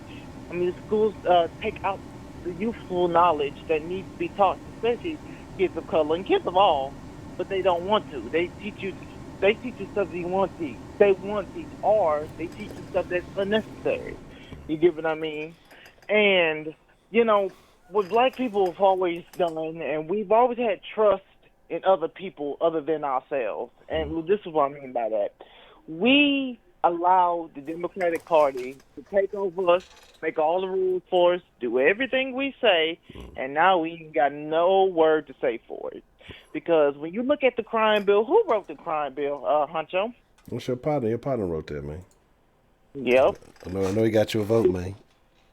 The thing is, Joe Biden wrote that crime bill. Hillary Clinton had a hand around that crime bill. So what that tell you? But these are the same people who go out every year and want our vote and say they're doing everything for us. It's the same people, especially Joe, who wins a plurality and a huge percentage of the black vote. But just don't knowing that same person that you're pulling for is the same person or why your nephew or why your grandson or why your son is in jail. The older black people that vote for him. Just saying, that same crime bill is that reason. And what I'm talking about is how we have allowed ourselves to be controlled. And now this is the product of what that control has happened. Because right now, the product of what we have is welfare. To why people are struggling, to why people are living paycheck to paycheck. You get what I mean? That's the product that we have allowed ourselves, that we have to do anything to stay on top. So this is why people don't read contracts when they get contracts, Honcho, because they look at, I'm getting money. You don't look about what deal you're getting. You just know what you come from, and you don't want to be in what you came from. And then this is how you get fucked up in music deals, how you get fucked up in other deals, not reading anything because of what you came from. You get what I mean? And it is left lasting effect on different situations, Because I'm about to read you this quote. It's by Lyndon Johnson. Yes, the president. I forgot what number, but he's the president. Hold on. Let me find it real quick, Hunch. I'm about to read this to you. Okay. Now, this explains everything that I just said. Okay, hold up. Let me see if I got it right. Okay, I got it right here. Okay. And I quote, "These Negroes, they're getting pretty uppity these days. Now that a problem for us since they've got something now they've never had before. The political pull to back up their uppiness. Now we have got to do something about this. We've got to give a little something, just enough to quiet them down, enough to make a difference. I'll have these niggers voting Democrat for 200 years." Now, Could you read that last line one more time, please? I'll have these niggers, and has a R-S-E-R-S, voting Democrat for 200 years. Okay. Now, what that tell you, Honcho? What bill did Lyndon B. Johnson help write? Aha! The Civil Rights Act. No. And since then, what have black people did? We voted Democrat because you know what happened? It was the Great Shift. The Great Shift is when the northern states was Republican. That goes back to the 1800s. That goes back even to the 1700s. And the South was Democrat, Dixiecrat. They were KKK members. You know what I mean? What's happened when Lyndon B. Johnson wrote that Civil Rights Bill of the 60s, it switched. It went sideways because now Lyndon B. Johnson was quote unquote for black people when he really wasn't. He was doing everything to shut niggas up. You get what I mean? So I know I'm getting into different modes, but what I'm saying all is the product of what we have been given is the reason why we have shit like Youngboy and this shit with Floyd Mayweather's daughter. You get what I mean? Because what we have allowed ourselves to become, what we allowed ourselves not to acknowledge ourselves. We always say, you know, they call us ignorant, but we have allowed ourselves to be ignorant because we never tried to read a book. The black people that have tried to read a book, you don't hear about them. They don't talk to you about them, but they don't want you to read the book. You get what I mean? A good example. I go to Sterling, right? Like I say, Honcho, Sterling don't have a library. What the hell does that tell you? That's terrible. Sterling don't have a library, and it is a predominantly black school. They say I've looked it up. We are the only school in HISD to not have a full functioning room of a library. What the hell does that tell you? And Sterling also is dead last in STAR testing. The only thing that is surviving Sterling from shutting down is social studies STAR test scores. Because they're bombing reading and they're bombing in math, the main two subjects that you need. So what does that tell you? You get what I mean? And let's not get Kim Hogg is a Democrat. She hasn't done shit to help HISD. You get what I mean? But she gonna want that vote. She wanted that vote when it was going with Jenny. I remember them commercials 4 years ago. So what that tell you? You get me? All of Harris County is Democrat. I remember watching the 2016 election. Harris County is blue to the max, and shit didn't happen. So when you have the product of what happens, I'm not shocked by this. Am I saddened by it? Yes. Is Floyd to blame for this? Yes. You know, but also his Yaya, I think it's the girl's name. She is too, because Floyd probably wasn't raising that girl. You know, Floyd had the money. He was the top boxer for so many years, probably messing with so many hoes, the galore. You get what I mean? And that's on him for not being there probably when she needs him. But that's a lot of these girls. Why do you think these black girls a lot of times turn into Instagram bots? You get what I mean? I blame Megan Thee Stallion and Cardi B. Are going Love and Hip Hop on these reality shows. A lot of times it's the same story, Honcho. They never had a father figure. Hell, they barely have a mother figure, but they never have a father figure. The black man always walks out, and it creates shit like this, to where there is no guidance, there is no understanding, there is no rules, there is no structure that lays the groundwork for what you need to do. And it just creates this. But that goes back to what I'm saying. Who wrote the crime bill? Why a lot of black men in jail? A lot of these black fathers in jail. Well, why are blacks mostly still voting Democrat then? But what is if we've seen that last 60 years or so, nothing from this particular party, why do blacks still overwhelmingly vote Democrat? And even though the first, some of the first black politicians in America were Republicans. Yeah, because let me think. What's his name? Frank Douglas. You know, he was a Republican. Yeah, a lot of them were Republicans. The first were. I mean, Martin Luther King. It was always been iffy about what his what he lied, but they said a lot of his views were Republican. So what does that tell you? But the main reason why black people still vote Democrat is because it's a generation thing, Honcho.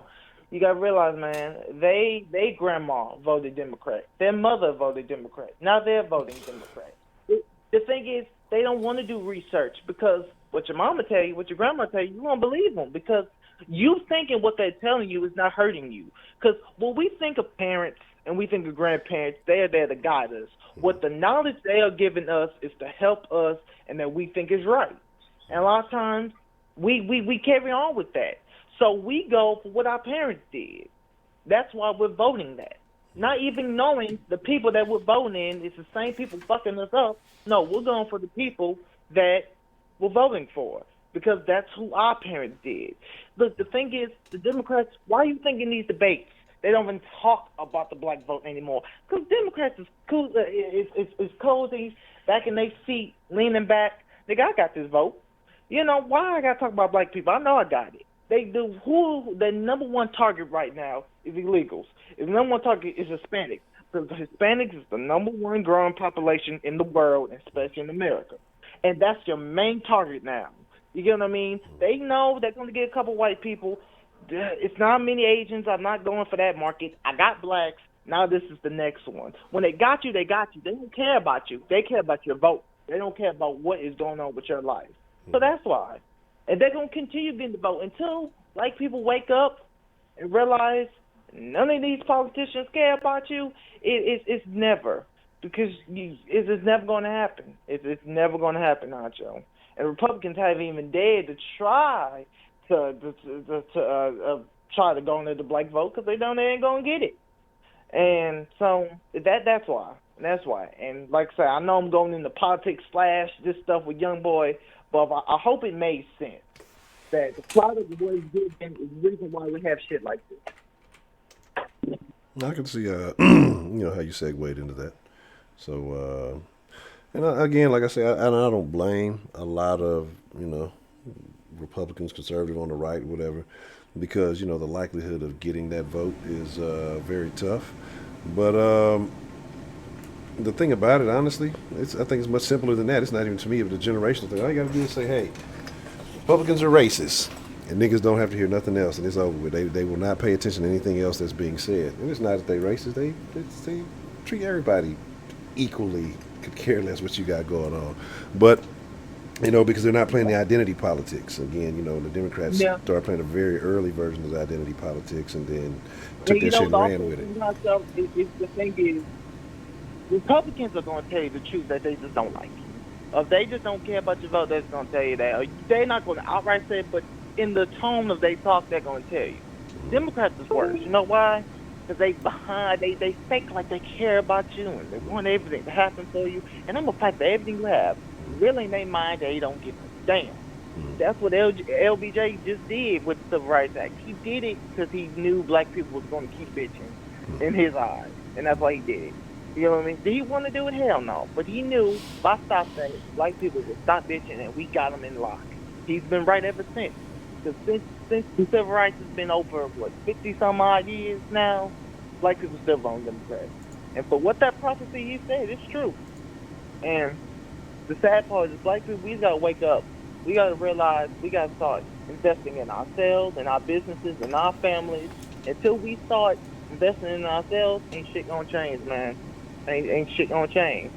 And that's just the sad reality about it. I hope we do, because I love my black people. We're so intelligent, but we allow ourselves to be ignorant. That's just killing us, man. So, I'm ready to get off this line, man. I know I've been talking for like 45, 55 minutes. Somebody's saying, get off the goddamn line. No Trill probably going at my ass.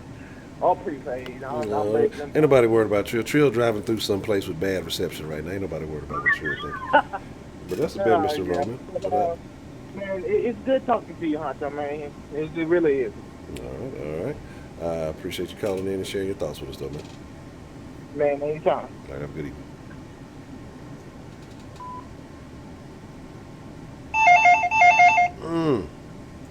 Gotta fix that. What's the motherfucking deal? Who do we have calling in to the den this evening?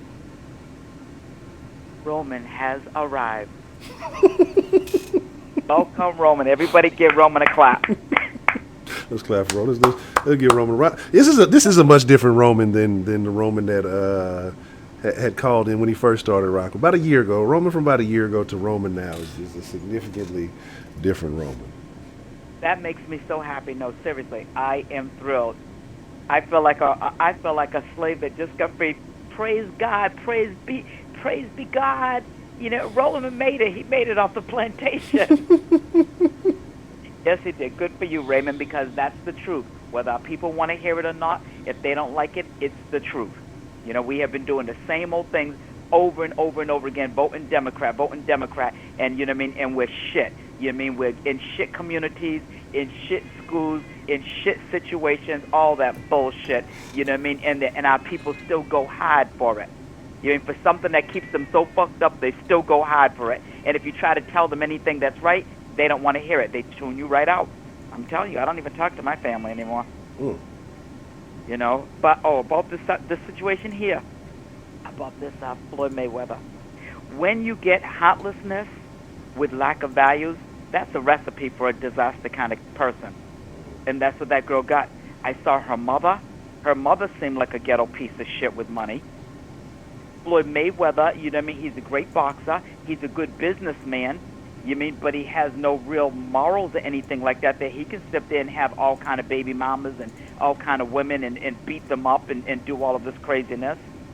You mean, so this kid didn't even have not one parent, no matter how much money she had, she didn't have not one parent that had good morals. You know, and it's sad because you don't need to learn everything about yourself from your parents. Yeah, there are role models and things all over the place unless you live in a bubble. You know what I mean? But that's what she went and did. Went to shut up, stop screaming. Every time I get on the den, you stop there screaming. The cat. You know, and so she was born into parents like this here. You mean that lacked values. Plus, you mean the music is an influence. You know, it only takes an immature person that allows themselves to be influenced by music, but she's part of that also. You know what I mean? So, and in the lack of value for babies in life. You mean when you're sitting there and you're dealing in a society today where Democrats think it's okay to kill and murder full-term delivered babies, you mean, and they all dress in pink, you mean, and celebrate and clap and cheer, you mean, when that little bill was signed over in New York, I could not believe it was like looking at the devil. You mean, and then, you know, you saw the politicians when they said that when the baby comes out, you know, if the mother decides that she doesn't want to keep it, they'll keep that baby comfortable until she makes a decision. If she doesn't want it, then they'll finish killing it. If she wants it, then they won't. That's sick, and I cannot believe that people have been okay with that. Abortion is one thing, but full-term abortions, full babies coming out that have feelings and everything, and then they're going killing them like that. You know, people, like I said, are even doing these, what do they call the, down the beach, the seaweed abortions. What? I don't know if did I mention that before, the seaweed abortion? No. What yeah, is it? seaweed abortions, yeah.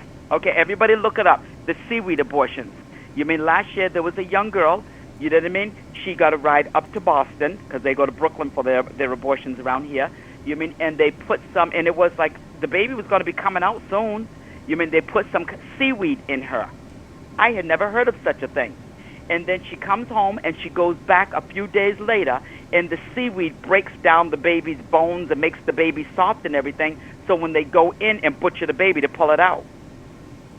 Okay, look it up because I looked it up because I had never heard of anything like that. They place seaweed up in her to break that baby down so that they can finish murdering it.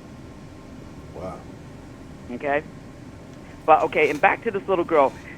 The people think that if they have money or material possessions, that they automatically have class. It deems them as a classy person. And you see people jumping on that bandwagon even now. You mean they think if they have designer bags, you know what I mean, their kids go to school in designer clothes, and like I said, you mean designer on the behind and nothing on the mind. You know, the kids are dumb as shit. You mean, but they're all dressed up and they have the freshest haircuts and all that other stuff. You know what I mean? They think that's class. Correct. Yeah, and they promote it. They think it's class even in our communities. You mean what they can't even feed their kids, they don't pay their bills, you mean they have a credit score of 2, you know what I mean? Yet they get these wig and weave installations that cost a lot of money, they get the nails done, you know what I mean, designer clothing, you know, expensive cars, all that other stuff, and they think that makes them classy. And it does not. And they frown on anybody that doesn't jump on that bandwagon, that doesn't want to wear designer clothes and things like that. You know what I mean, Honcho? Yeah, absolutely. No, I've definitely seen it, and some people have had some instant karma from those type of beliefs. But yeah, I think it's like kind of like you said. But I always go to that time I heard Kanye say, if they don't have land, they'll fight for a brand, or they'll replace with a brand or whatever. And so people are willing to go to all kind of lengths for this designer stuff, or to look good, to portray this image of classiness or having wealth or something like that. But in reality, they're probably doing worse off than the overwhelming majority of people, but that they keep this image up, and trying to keep that image up is what's really making them suffer. Exactly. Even when we were first hit with this corona stuff and they're talking about, some people will be out of work, these people that were out of work anyway were already planning on not paying their rent. Were they not? Yes. They were planning on it. It's like, you know what? The first of the month, April came around, I stopped and paid all my bills. You continue on and you do what you're supposed to do. That's very childlike behavior, to think that you could live in someone's house and you can use people's things or borrow money and you don't have to pay it back. That's a childlike behavior. It's not even mature, but they think it's cute. You know what I mean? And AOC is talking to people about doing that very thing. You mean, talk with your landlords and this, that, and another. Don't pay your rent, because they figure they can't put everyone out on the street.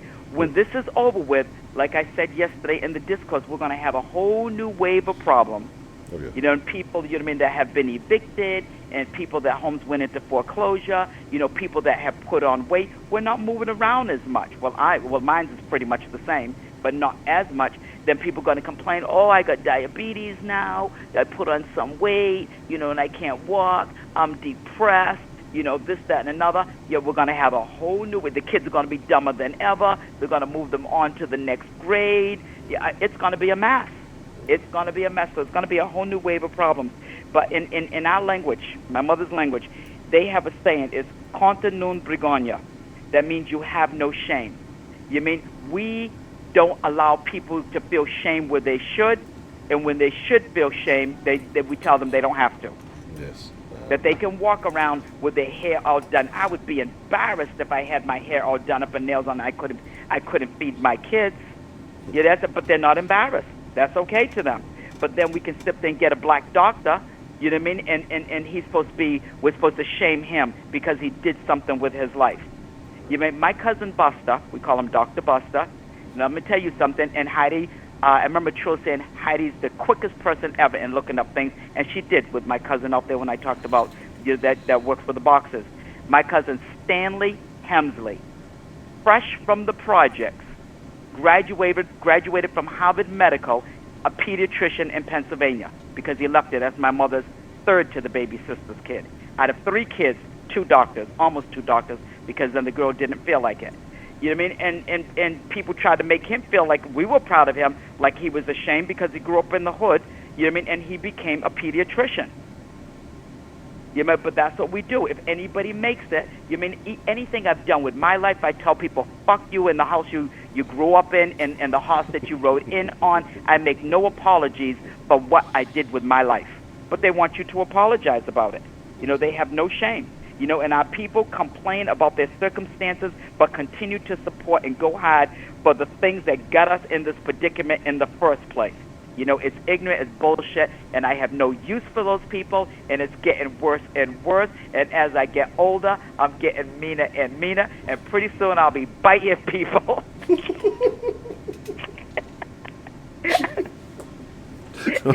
Seriously, they make me freaking sick. I can't even stand it. But that's all, because I keep saying, I'm not going to call in.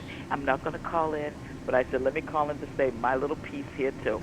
Okay. Well, You know, but I am glad you did call in, Miss Grace, because I always look forward to hearing from Miss Grace and hearing your thoughts. Just don't bite anybody. We don't want yeah, to. okay, I'll This is try not to. a dangerous time. People are real sketchy right now. They'll let everybody else out. They might lock you up if you bite somebody. So you got to be careful. Oh, I So, know. I'll get free everything if I get locked up. Hey, and that's the other thing. With this Kodak black guy, because I went and looked at that, what the hell is he doing on social media all the time? They said he's on social media full time. When you got sent away, Honcho, I automatically thought, and I thought everything's going to be fine because Honcho will be able to communicate with us via social media, and Coach is going to hook it up and make it happen. That's what I was thinking. No, I don't have that kind of pull.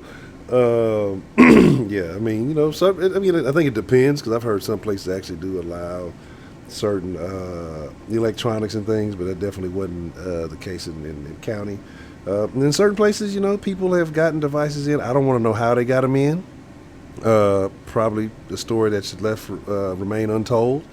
But yeah, I mean, I've known, plenty of people in more long-term stays being able to get in electronics, phones, and stuff like that. Matter of fact, I saw one of these crazy TikTok challenges.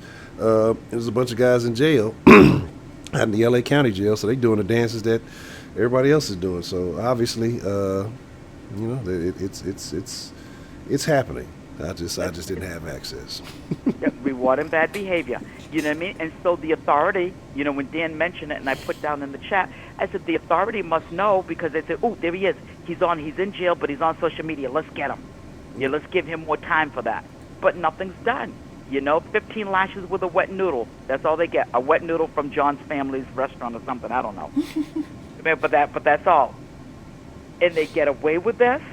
It's crazy. Like I said, it's becoming more and more uncivilized, our community. And like I kept saying, we're going down. How many times was I calling? It said New York was going down. How many times have I said, that the Spanish are the new niggas? Now the Chinese are going to be the new niggas. Yeah. They're going to move us out the way. And, the Chinese would rather have the Mexicans cleaning their houses and making babies with the Mexicans than with the black people. We have played ourselves right out of it. And Don's right. Dan is correct. It's over. It's just about over for us. I agree. Yeah, I don't think it's too much looking back. I don't think as a as a unit we will be succeeding. I think individuals who have it in their mind, they definitely will do well. But as a unit, I think, as a collective, no. Yeah, we're definitely going different directions. Absolutely, as a collective. That's right. Okay, let me get off so I can finish listening. All right. Well, I appreciate you calling in, Ms. Grace. You have a good evening. Okay. Bye bye. Bye bye.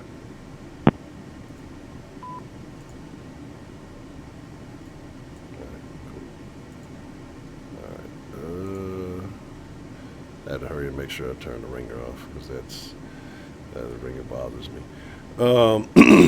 So yeah, but I think we've definitely got all over the place. But I don't know if I should answer this call. Hello. Who do we have calling into the den this evening? Oh, wait a minute. Why everybody get a hello and everything, but when I call, who is it? The number just doesn't look as familiar as it used to. So I just have to be sure that I'm answering an appropriate call. I vaguely remember. You don't vaguely remember. You remember. No. If you say so. Okay, I'll say so. So, Miss Rashida, what are your thoughts on this situation with NBA Youngboy? I know that's your favorite rapper. I remember you telling me that. I don't like rap that much. So especially not this new generation rap. Mm-hmm. So you're not against rap? You're not against rappers, but are you against those thugs? I'm against the black community having thug images and gangbanger images being glorified. I'm against that. Because we're the only race that do that shit. And then we wonder why shit don't go right.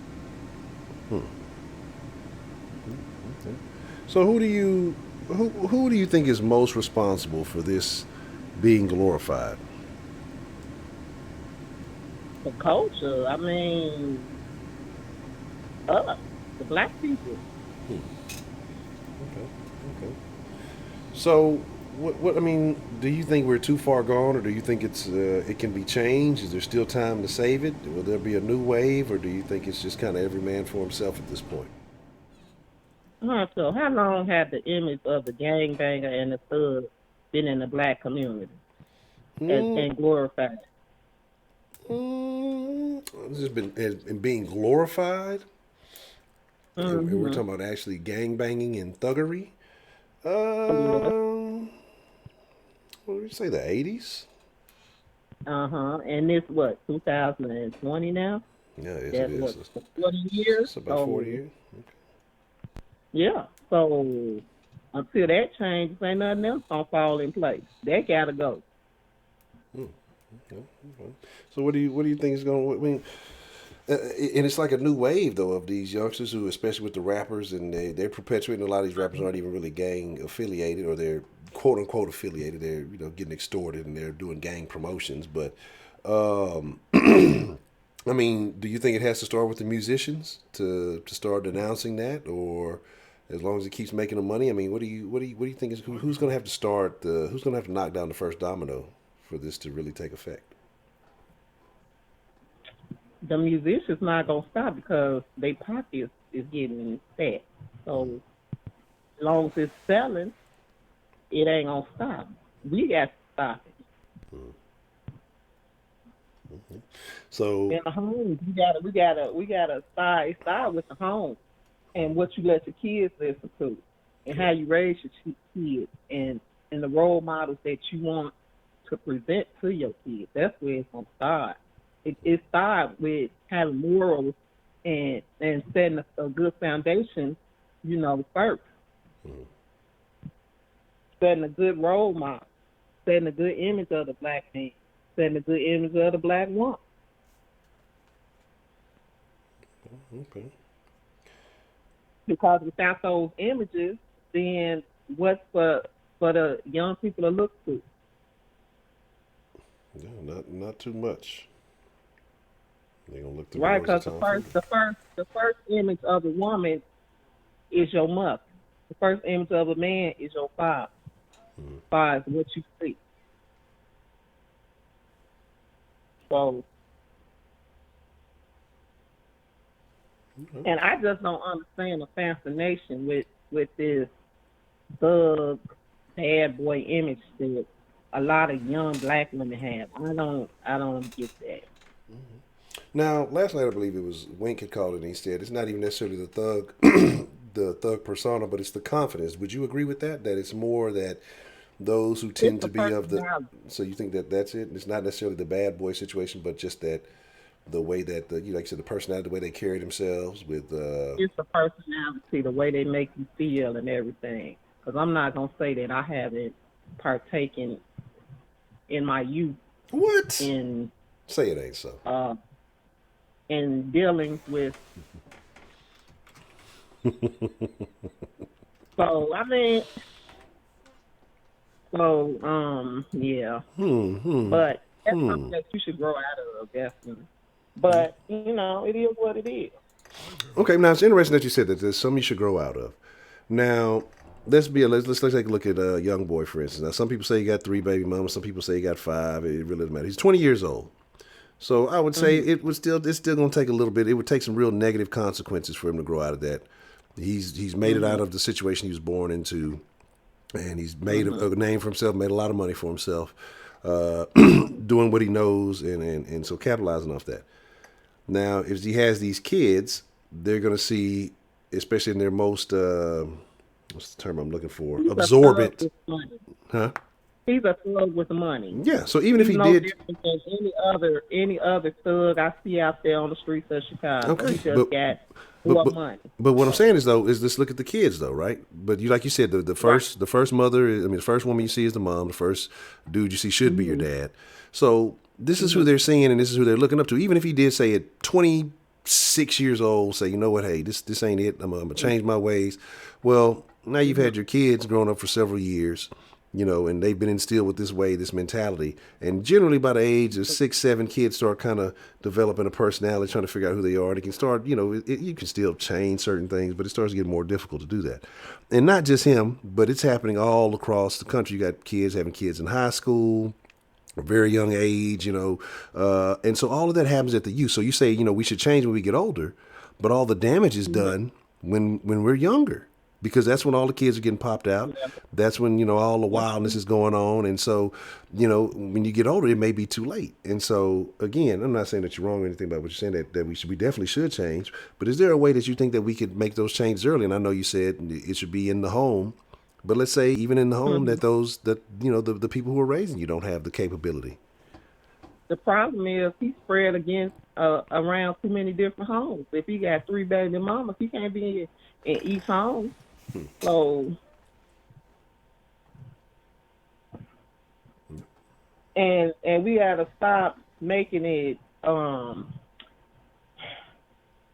cool to have so many baby mamas. I think when they start making the term, it's not cool to me, but I think when they made the term baby mama a cool thing is when it became acceptable. And and then people start like, oh, it's just baby mama or whatever, and it's like when they start making that a regular term, and they made it like it's a real title, that's when it got ruined, because then people just, oh, it's a normal thing. It's not. And this is where we talk about shame and all this other stuff. And this is not to shame anybody who not right. Then you're responsible. I don't care if you got money or not. If you're not there for your child, and he out there acting a damn fool. You know what I'm saying? Looking like a fool with his pants on the ground. I was like, I couldn't believe Floyd Mayweather's daughter. Why would she even choose something like that? But has her dad been the best example in your opinion? Huh? But has her dad been the best role model in your opinion? I don't know their situation, but I don't think he was, and she let her man call him a bitch. Yes. That's one thing you don't play with is somebody's parent. But for her to just sit back and let him pretty much say what he want to say, he got the green light from her. So she been talking about her own father to him. Correct. For him to feel comfortable enough to say that. And you know what I don't understand about these celebrity fathers is they know they daughters in toxic relationships and they don't hardly speak up or nothing. He knew NBA Youngboy wasn't about shit. But what can he do? I mean, you were a young lady at one point in time, and sometimes women rebel. I'm a young lady. What the hell you talking about? Yeah, okay, well, you started off as a young lady, and as you're still a young lady. But, what women tend to do, and kids, period, they tend to rebel at some point in time, right? And so if he'd have told her, nah, don't do this, he might have pushed her closer towards him. My thing, though, is just the foolishness. Like, what kills me is just how it gets to the point where, like I say, you born rich, won't necessarily say famous, once you rich and you some celebrity kid nowadays, you just come out and say I'm doing celebrity shit, and then you become famous. But you basically had everything you wanted. Like, how do you get to the point where you are going to jail for stabbing somebody, a pregnant woman? Like, that's what I'm trying to figure out. You know what I'm saying? Like that's she's only 19 years old. It's ridiculous. You know what I'm saying? She only 19. Yeah. But see, that makes me think that he wasn't around. The fact that he don't have no influence, because a lot of fathers that's in their daughter's life, you can't bring that home. Correct. So, like Lil Wayne's daughter, Ray Janae, was messing with some rap that wasn't about shit either. I didn't understand that, but then I thought about Lil Wayne got his own demons he fight, so. He probably just like, whatever. And then you got Teddy Riley's daughter, Nia Riley, with Soulja Boy. And we know he ain't about shit. Whoa, well, yeah, look, the Soulja Boy slander must cease. Okay? Y'all gonna stop hating on my boy Soulja Boy. So y'all mad, and he made his video game system. Y'all ain't want to see my boy winning. You know what I'm saying? Y'all was mad. He made the soap line, and now his soap line, he balling. What's happening? I don't understand why, if you're a young woman and your parents are well off, why you would even subject yourself to that. Maybe it is rebellion or attention seeking. I don't really understand it. Yeah. But that's what I'm saying. And here's the thing. Depending on who, what, when, where, and how your parents got famous, again, especially if you're like, if they're self-made. Like some self-esteem issue. You know what I'm saying? Yeah. Because if you're self-made, like, then like you. Like, I don't get it though. Yeah, and that's why I say, I know I was arguing with Roman the other day about the Kardashian situation, and that's why I got to commend the little one, because she could have just took it as, oh, well, my sister's super famous, I can't do nothing. But she took the little platform she was benefited and capitalized on it. A lot of famous people, a lot of rich people's kids, especially, like I say, if their parents were self-made, they can't cope because they have an issue of, like you said, like we were talking about earlier, that each generation you should be trying to set your kids up to be better than you, to have the things you didn't have. Well, once you've gotten it all and you're at the top of your profession, like now it's like almost like an impossible standard for your kids to meet. You know what I'm saying? And so a lot of rich people, a lot of very wealthy people, or even famous people, their kids ain't shit.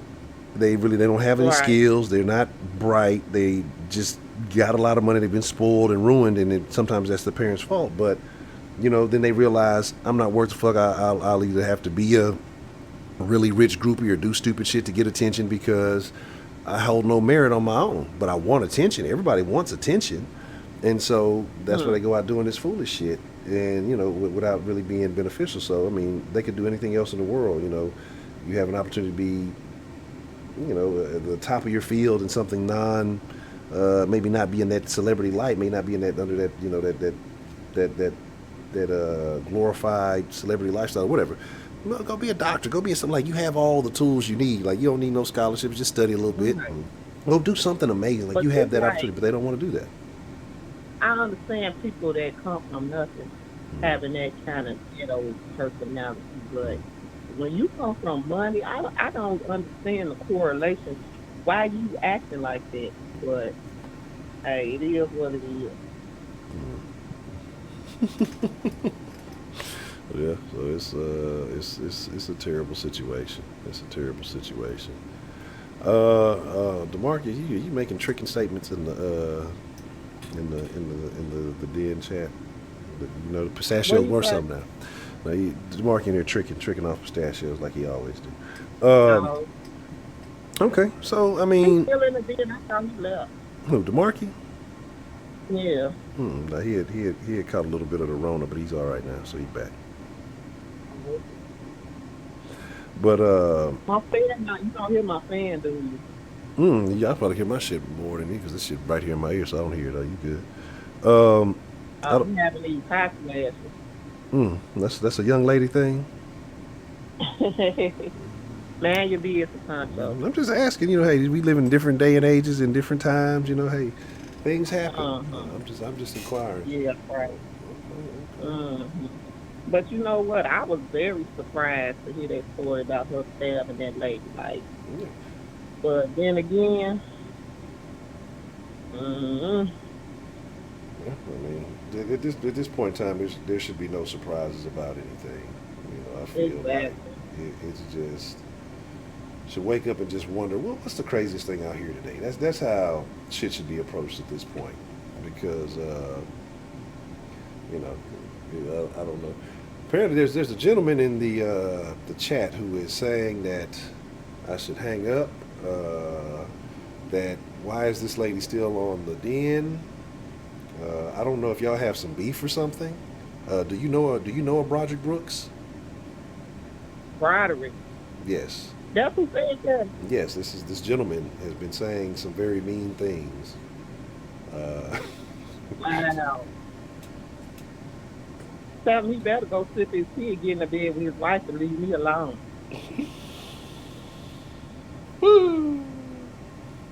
Roger be talking bad about you in the Discord. You need to get in the Discord and get on his ass. Oh, for real? What he be saying? He be saying all kind of foul stuff. I don't even want to repeat it on YouTube. Might get my channel canceled. He be saying this. Oh, this wow. yeah, you That's gotta. how you do me right. Yeah, he said, you gotta get in there and Okay. defend yourself. Mm-hmm. Yeah, maybe one of these days. No time like the now. Oh man. Um, but yeah, so okay. What anything else that's on your mind there, Miss Rashid? Um, did we cover everything that y'all talked about? Yeah, we mainly just like I say talk about issues why as black folks why we try to put these certain individuals to the forefront. We talked about the Mayweather situation. Was he to blame?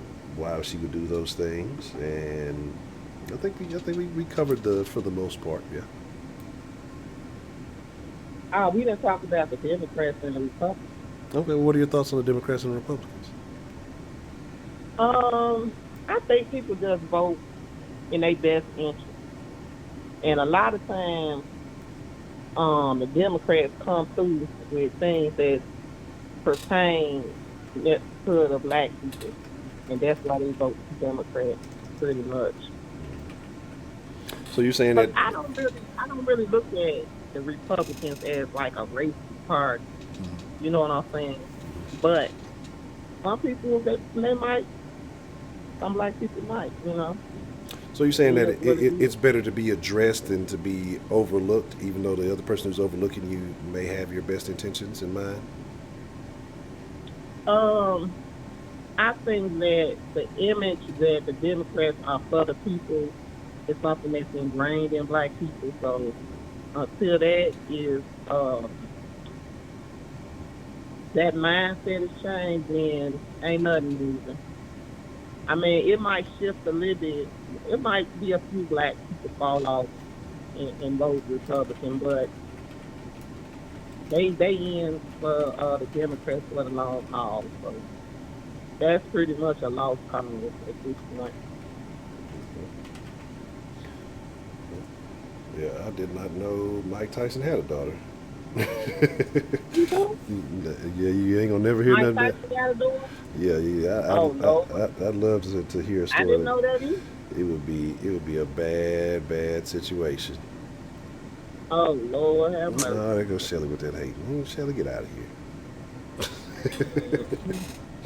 Okay. Well, I mean, and that's the thing. I can see it, and again, like people want to have their specific issues addressed and needed, and Yeah. I think that because the Democrats play the identity card, which I think is ultimately their downfall because you can't try to. There's no way you can be for every specific identity without neglecting someone else. You know what I'm saying? And honestly, as a black man, I feel like the Democratic Party is overlooking me and my needs. What are the things that I need to benefit from? I don't think they have my best interest in mind. I think people who are for the family. You know what else I wanted to say before I go Oh yes, ma'am. is the people in the den need to stop trying to speak for black women. Let black women speak for themselves. I'm not a black man, so I can't speak for black men. So don't speak for black women. Let black women speak for themselves. Period. That goes to whoever and whatever. Well, on tomorrow's night show, what Honcho thinks all black women should do every day. I won't be phoned in. You ain't I'm gonna. finna block the den after tonight. You gonna block? Anyway. You done already blocked us. That's why I had to check. I unsubscribed. That's my block. I unsubscribed. Oh, okay. See, I had to recheck and look at the number. I was like, I don't even know. No, I subscribed back though. Oh, you gave well. I appreciate. I saw my numbers looking a little funny the other day. I knew something. Then that call came. I seen that one subscriber jump up, and then we got that call that night. So. Still ain't got no sandwich though, but it's all good. It's all man, good. with this damn corona, I don't think you want that sandwich. No, play. I'm a hold off on that till everything clears up. We'll wait. We'll wait. So, but no, I feel you. But but that's the thing. So, But see, we got to have more black women call in and speak for the black How we women. gonna call in and everybody that called in don't be a black woman, even though the issue deal with black women. So what's that about? You say that they do Let's what now with let black women? let people call in on our own damn issue. Mm-mm. We gonna see. I'm gonna prioritize y'all. I'll make Look, sure y'all get. hey, Honcho, I'm fired for shit tonight. I'm gonna give it a hard time. That's all good. Okay. So we But you gonna. used to it that now. That's all. I expect nothing less. It wouldn't be Exactly, you sure appropriate do. if it didn't happen that way. And the rest of y'all, don't be getting y'all punched up, y'all panties in a bunch. Cause this is how me and Honcho talk and stuff. So Yeah. don't be coming in these phone. I talk to Honcho like this. He talk to me crazy too, shit. But y'all don't never see that part. So yeah, that's what we're gonna do. We gonna have an episode. We need to have that's what the next Den debate show needs to be about. That's what we need to have. We need to have men and women expressing issues, debating each other on things that bother them about the opposite sex. I think that would be a very interesting show. We got to get some good matches though, and Ain't nobody gonna call in but me. I think we got some. I think we got some folks who will be very active to discuss that one. I think probably maybe Ashley will call in. What No. is she in the chat? Yeah, she in the chat. She ain't gonna call Hey Ashley, how you doing? in. Ashley at home twerking the NBA Youngboy right now. Leave Ashley alone. That's my girl. I like that. Don't mean she not twerking the NBA Youngboy. Oh Yeah. man. Oh, Miss Bad and Bougie. Yeah, Miss Bad and Bougie. Yeah, you should definitely participate. Oh yeah, she was calling. Yeah, like I said, Yeah. we need to arrange that. Maybe yeah, look, y'all ain't going nowhere. Y'all all quarantined. Maybe maybe that might be what we will do on Friday. Well, we'll see. One of these days. Friday. Either to what's tomorrow? Wednesday?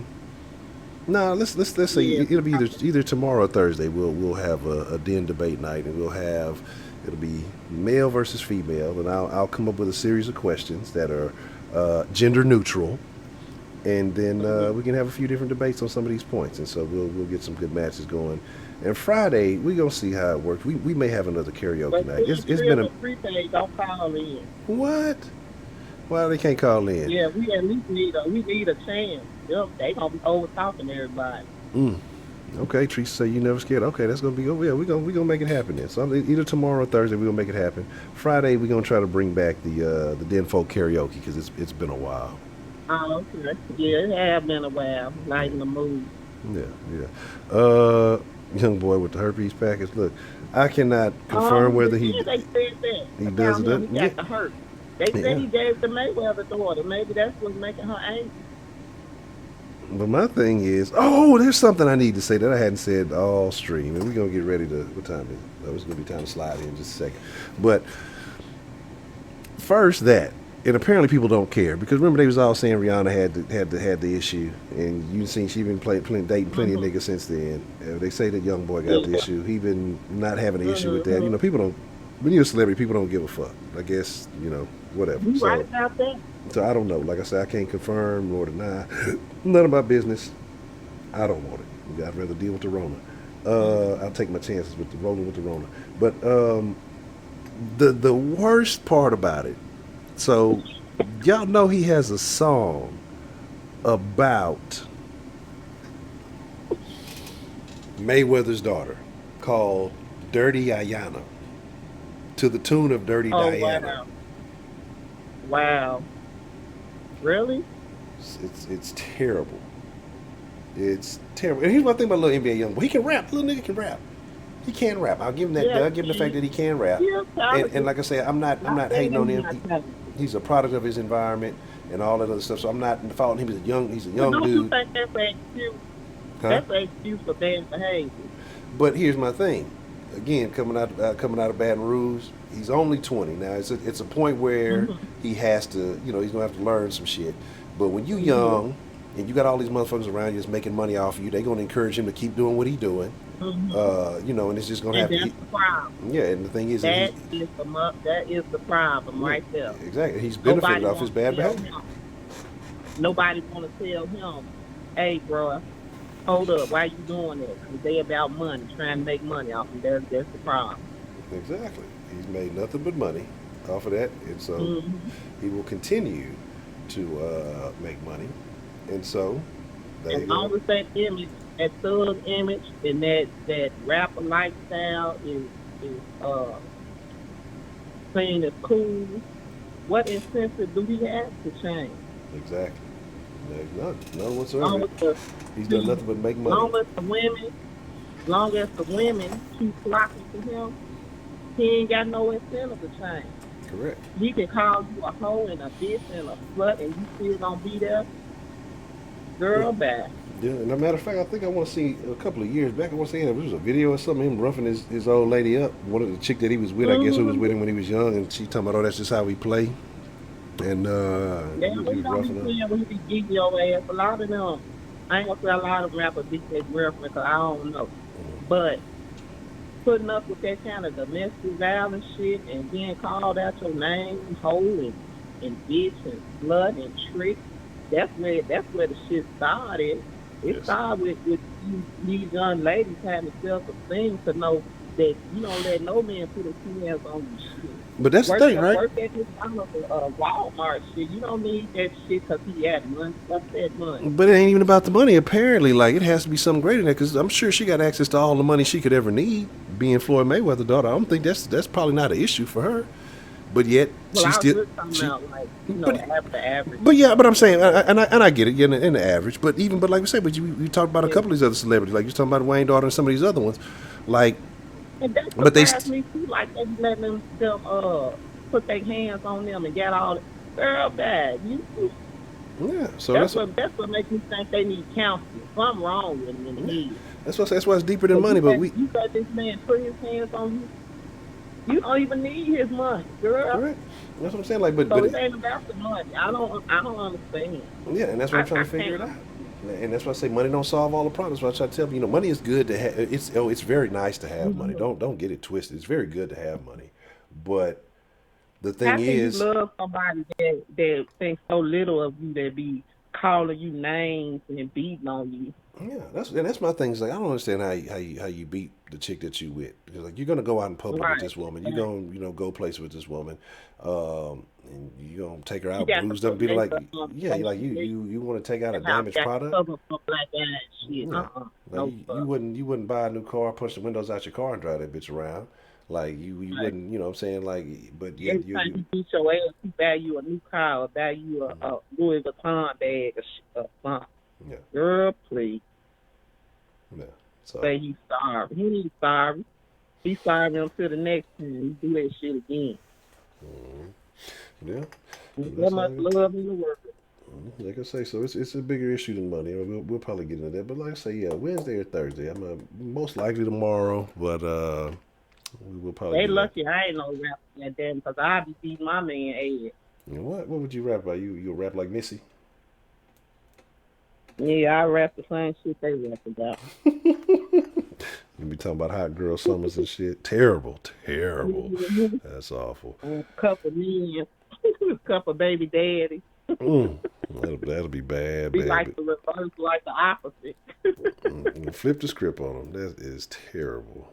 That is That's terrible. right. My baby daddy be walking around with black eyes and Yeah, that's fucked up. You beating up on. All right, what I got in my eye? You beating yeah, up on did them. all back him through a new motorcycle and shit.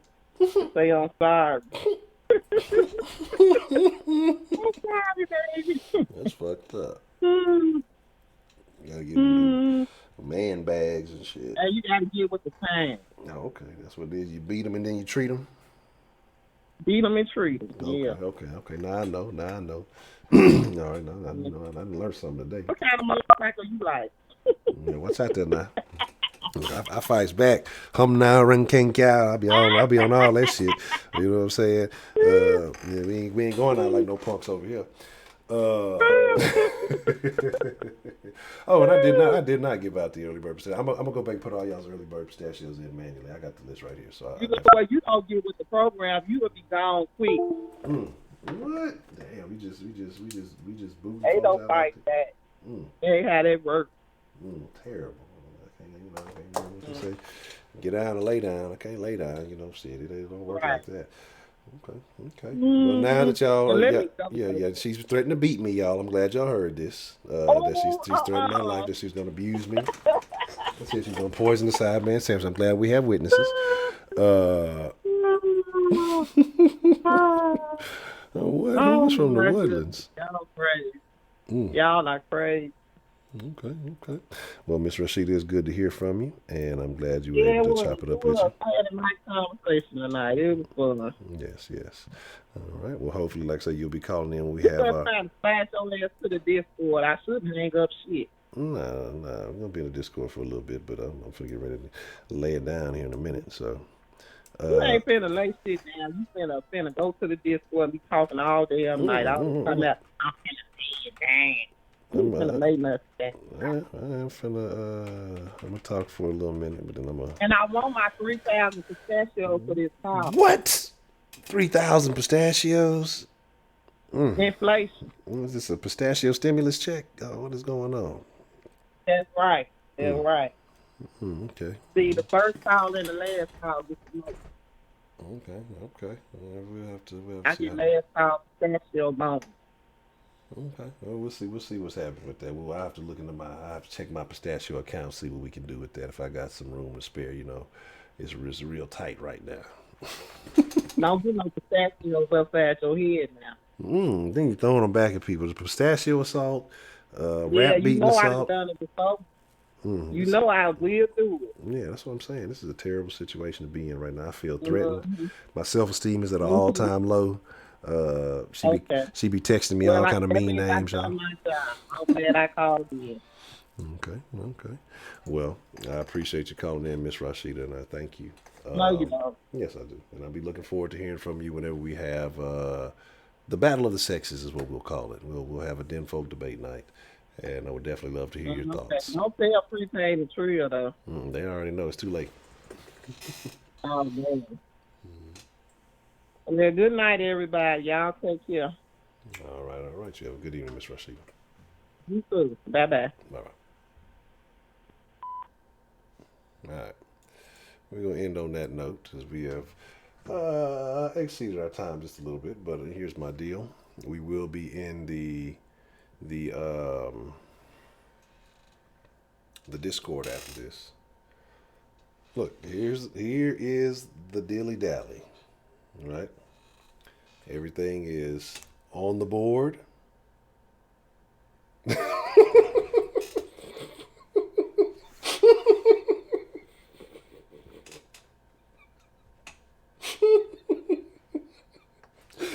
Oh shit. Everything is above board. All right. So everything is clear. Oh, I didn't know you was on the line, Trill. Okay, I got you. We'll get a trio call in. My bad. I didn't know you was I didn't even close this thing out. Ain't that your call ain't even show up, I don't think. We'll wind it down with that since you've been on hold. But when you call in, you gotta be on hold like one more time for just a hot second. Let me see where we at. I don't even see no missed calls. Trio, Professor Trio. I don't even. What kind of number is this? What we got going on here? Stupid sister. I'm being real lazy right now. I could just do it like this. Stop being.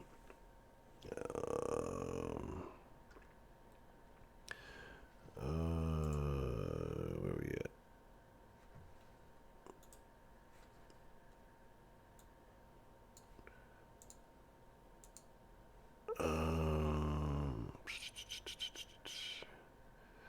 And it's not like, let me tell you how bad this is, right? I know Professor Trill's number. I know it, right? But I'm that lazy that I'd just rather click around than fucking dial So we gonna call Trio. That's how we gonna get down. What up, though? What's the motherfucking deal, Professor Trio? What's on your mind this evening, sir? About time Rashida got her ass off the motherfucking phone. God damn. No sense. Regulate around here talking that black woman bullshit. Fuck all that. Nobody want to hear that shit. Anyway, I ain't got much for this topic because I done already said what I had to say. And that was discussed in the Discord. So if y'all ain't here, then that means your ass need to get in the Discord. I got a couple of observations that I made today. One of them is, have you heard the latest challenge, Honcho? No. What is the latest challenge? It's called the Naked Challenge. I don't. This could be a good thing. This could be a bad thing. I'm thinking it's going to be bad. Is this like a TikTok challenge, or is this a? It's actually not a bad thing. It's actually a good thing. Okay. All right, I'm listening. It's where females are starting to show up at their, let's just say, partners' place of residence or room or whatever, and they walk in filming them while they're completely naked, and they're filming their significant other's reaction. So I ain't got no problem with it. I think it's cool. But, of course, there's always one. Well, one female in particular did not like the way her significant other responded. What she chose to do was a little bit different than the rest of them, because they show a few of them where, one in particular, a black dude, he was online, he was gaming and shit, and his gal walked in, and she was like, hey, babe, what we gonna do? We just gonna sit here and play all day? And of course, him, doing like we do. We wrapped in the game. Don't even look at her. We focused on the screen, right? Correct. So, and she getting closer and closer, and he talking, and he got a headset on, so he talking to his partners and shit. And then she was like, "Look at me." And then he was like, "Hold on," and then she was like, "Look at me." And he turned and he looked. This nigga got up, said, "Oh, gotta go." Turn off the game, put his headset down, and yeah, he would handle his business. But so I'm not mad at it, but. Yeah. This one chick, she decided to do a little different, and when it didn't go as planned, she bitched about it. She got mad. And, of course, women are coming to her defense, and I completely disagree. Well, her significant other works at the hospital. He's a male nurse. So he gets to come home late one night. She's in his apartment waiting on him to come home. So she's sitting there on the couch, and when she heard his key hit the door, she started filming. So he comes in, and he looks on the couch, and he was like, oh. I was just like, I'm sorry, I'm tired. I had a long day. I've been dealing with all these people. So she was like, so you don't want, and he was like, nah, I don't have the energy. Nah, I'm tired. It's been a long shift. So she goes off. Yeah. Because then she went on that, what, you don't find me attractive anymore, all this other shit. And he was just like, no, that ain't got nothing to do with it. I'm fucking tired. And so they end up having an argument. She puts on her shit, she storms out, and then she decides to go online and post the shit. And then, of course, it's a bunch of females taking her side, and, of course, the men taking his side. But it's just like, what the fuck you want somebody to do, man? But and I know, for the most part, women are arrogant. And they put themselves above any other rational line of thinking. Not all you den women, just stop the nonsense. Bad and bougie, don't go there, bad and bougie. You definitely gonna have to be in the den debate. If you tired, and again, especially depending on with how long of a shift he's working, everything that's going on with the situation right now in this day and age, the healthcare workers are definitely going above and beyond the call of duty. You can't fault that man for that. Like, come on now, that's craziness. But yeah, like I say, it's conceded because she expected that she was automatically going to generate a specific reaction. Wait, hold on. What? Y'all questioning the dude's heterosexual? Come on, y'all need to cut that shit out. But you can't listen to Shelley. Gotta be gay. Don't listen to Shelley Long, because everything's gay to Shelley Long, because the snapper don't snap no more. She assumes it's the man. She blames the men for it, but we know what the real cause is. Shelley had blamed her. She tried to make every man gay. So ain't nobody listening to Shelley. If she make every man gay except for Cam Newton, which is probably the most questionable of all of them. Anyway, so don't nobody want to hear. Nobody want to hear nothing Shelley got to say. So you telling me that a man can't be exhausted from work, and that he can't be tired and not want to deal with it? Like, stop. Not tonight, because I ain't gonna have the time. But we gonna have to talk very soon, Bad and Bougie. We gonna have to talk very, very soon. I miss talking to you anyway, girl. 6, I ain't heard you in a while. But carry on, sir. I'm sorry. But like I said, we were talking about the women being conceited and arrogant, and so she got upset. And then she posted online, which again, foolishness. Why would you do that instead of handling it like a responsible adult? But yeah, just to clarify, she did not post the video. She described what went down. Oh, okay. So she didn't. She never posted the video. Okay. But she wrote about it. Mm-hmm. So that's how. You had to read it. The rest of them you could see. I think they were all on TikTok. Yeah, but of course I didn't watch them. I just watched the video that was showing the shit. Mm-hmm. So I just happened to find that very interesting.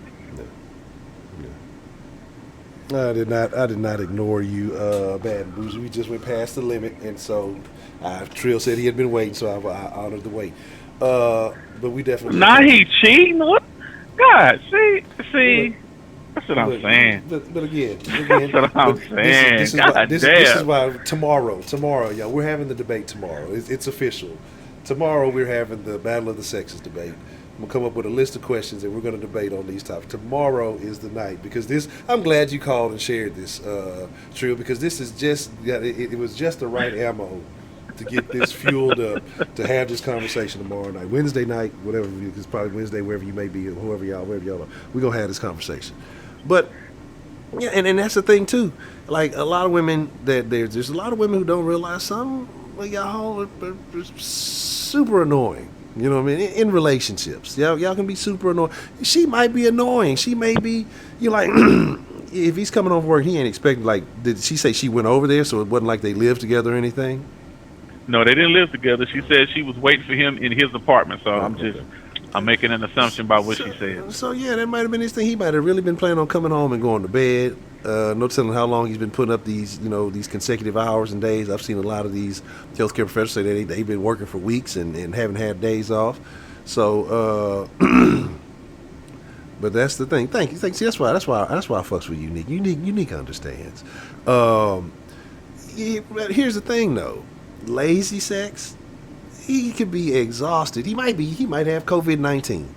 He was dealing with the Rona all day. Yeah. I mean, the last thing he wants is to be skin to skin with somebody before he take a shower. Like, come on, get the fuck he been watching people struggling to breathe, having all kind of sicknesses and illnesses, and then fucking come home to this. Like, his mind may be somewhere. He might have, you might have seen somebody clock out or something. You don't know, and she mad because he not giving her the response that she wanted.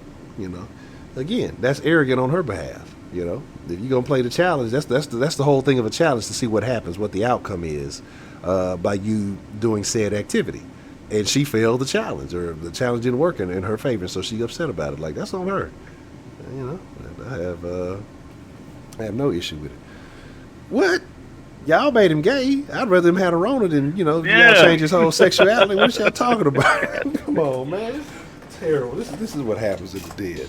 Terrible stuff. See, it's like the arrogance of women to think that just because they want it, that we automatically want it. We don't want it like that all the time. Just don't. And shout out to Man Up. And I gotta get back at it because he did a video on the What It Do channel. He was talking about I want to say it was a divorce court video, and I watched it the other day. And the chick was talking about, men's supposed to want it all the time. He a man, so he's supposed to want it, whenever, like a microwave or something like that. And Man Up was just kind of saying, hey, as you get older, you ain't spring chicken. You don't just pop up like that. Sometimes it take a little something to get it going or whatever. But that's this mentality, is because when it's on y'all's time, we just supposed to automatically do as y'all say so. But y'all don't realize, right? Yeah, that works, and that's cool and all, but we have to do the work. Like, the man has to do the majority of the work. So that's like forced labor, is what y'all are trying to put on it. Y'all trying to say, well, we want something. We want the benefit, but you do the work for it. And not saying that we don't get a benefit in the end of it. Of course we do. But for it to be proper and satisfactory for both parties involved, the man is doing the due diligence. He's doing the majority of the work. And that's just what it is. So I don't like that y'all done made the man nurse gay. Y'all done try to take him out just because the man was tired and working hard. I am disappointed. The man out there helping folk and y'all slandering him. Ain't that about a bitch? Exactly. Okay. He elbow deep in the Rona, and y'all can't show the man no love. You feel me? Exactly.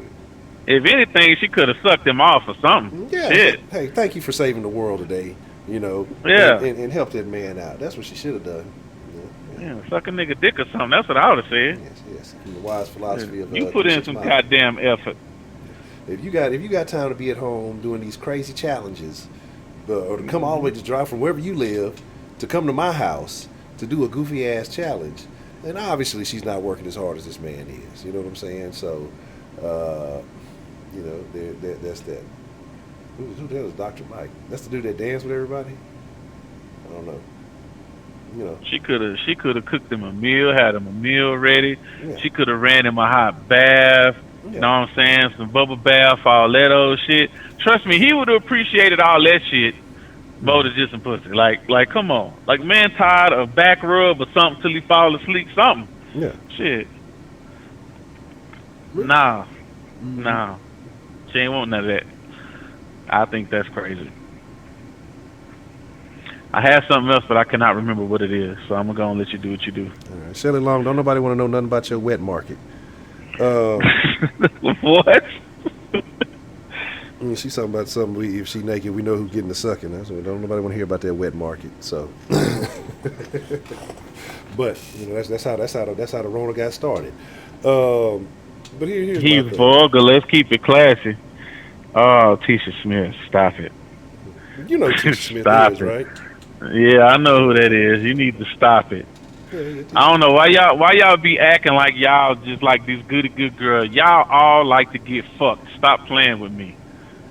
Stop playing with me. All y'all like that shit. If any woman is willing to deny that, type a 2 in the chat. Yeah, facts. You don't like to get manhandled in the bedroom. Y'all know goddamn well y'all do. Y'all get off on that shit. Didn't want to come in here. I never bullshit. You better stop playing with me. You feel me? Okay.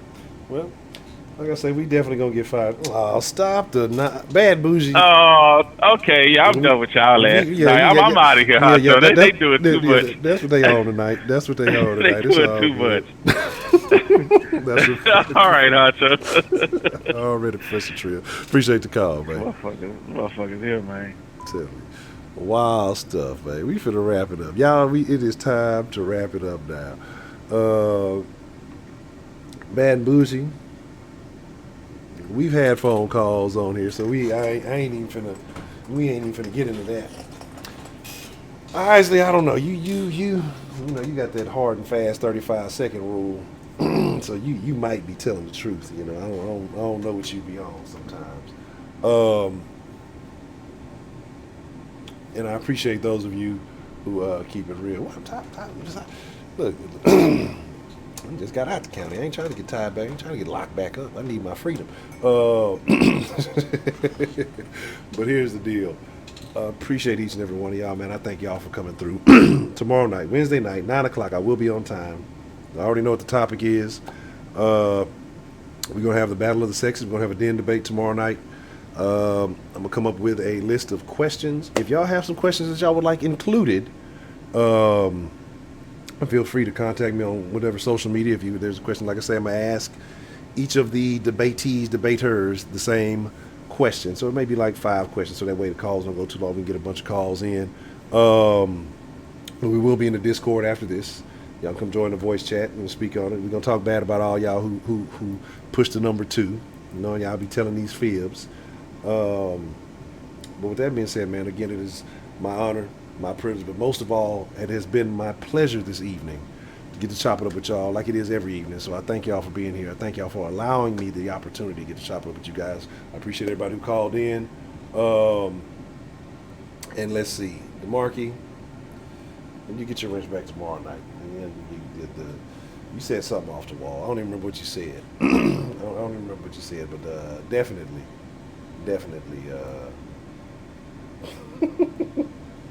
you definitely deserve to be 24 timed out for your rent.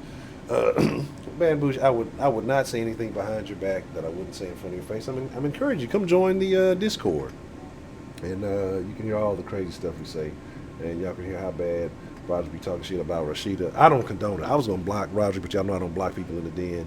But he was saying some stuff about Rashida I just didn't approve of. You know, if I was a hating ass nigga, I'd have recorded it and sent it. But yes, men versus women tomorrow night. Den debate night on Wednesday tomorrow night. So, that being said, Chuck up Deuce. I'll catch y'all in the Discord shortly. I appreciate y'all for coming through. Y'all ain't got to go home. Everybody to the Discord. I'll put the link up here in just a second. But y'all got to get the fuck out of here. I'm out. I'll put the link in the description right here in just a moment. It's Bad News. It's also in the description if you don't see it. I'll put it here in the chat in just a second.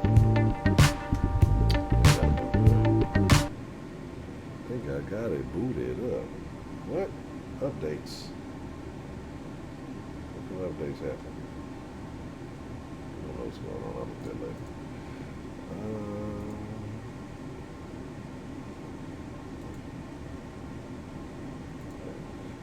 don't care about that. God damn it. I need a fucking invite.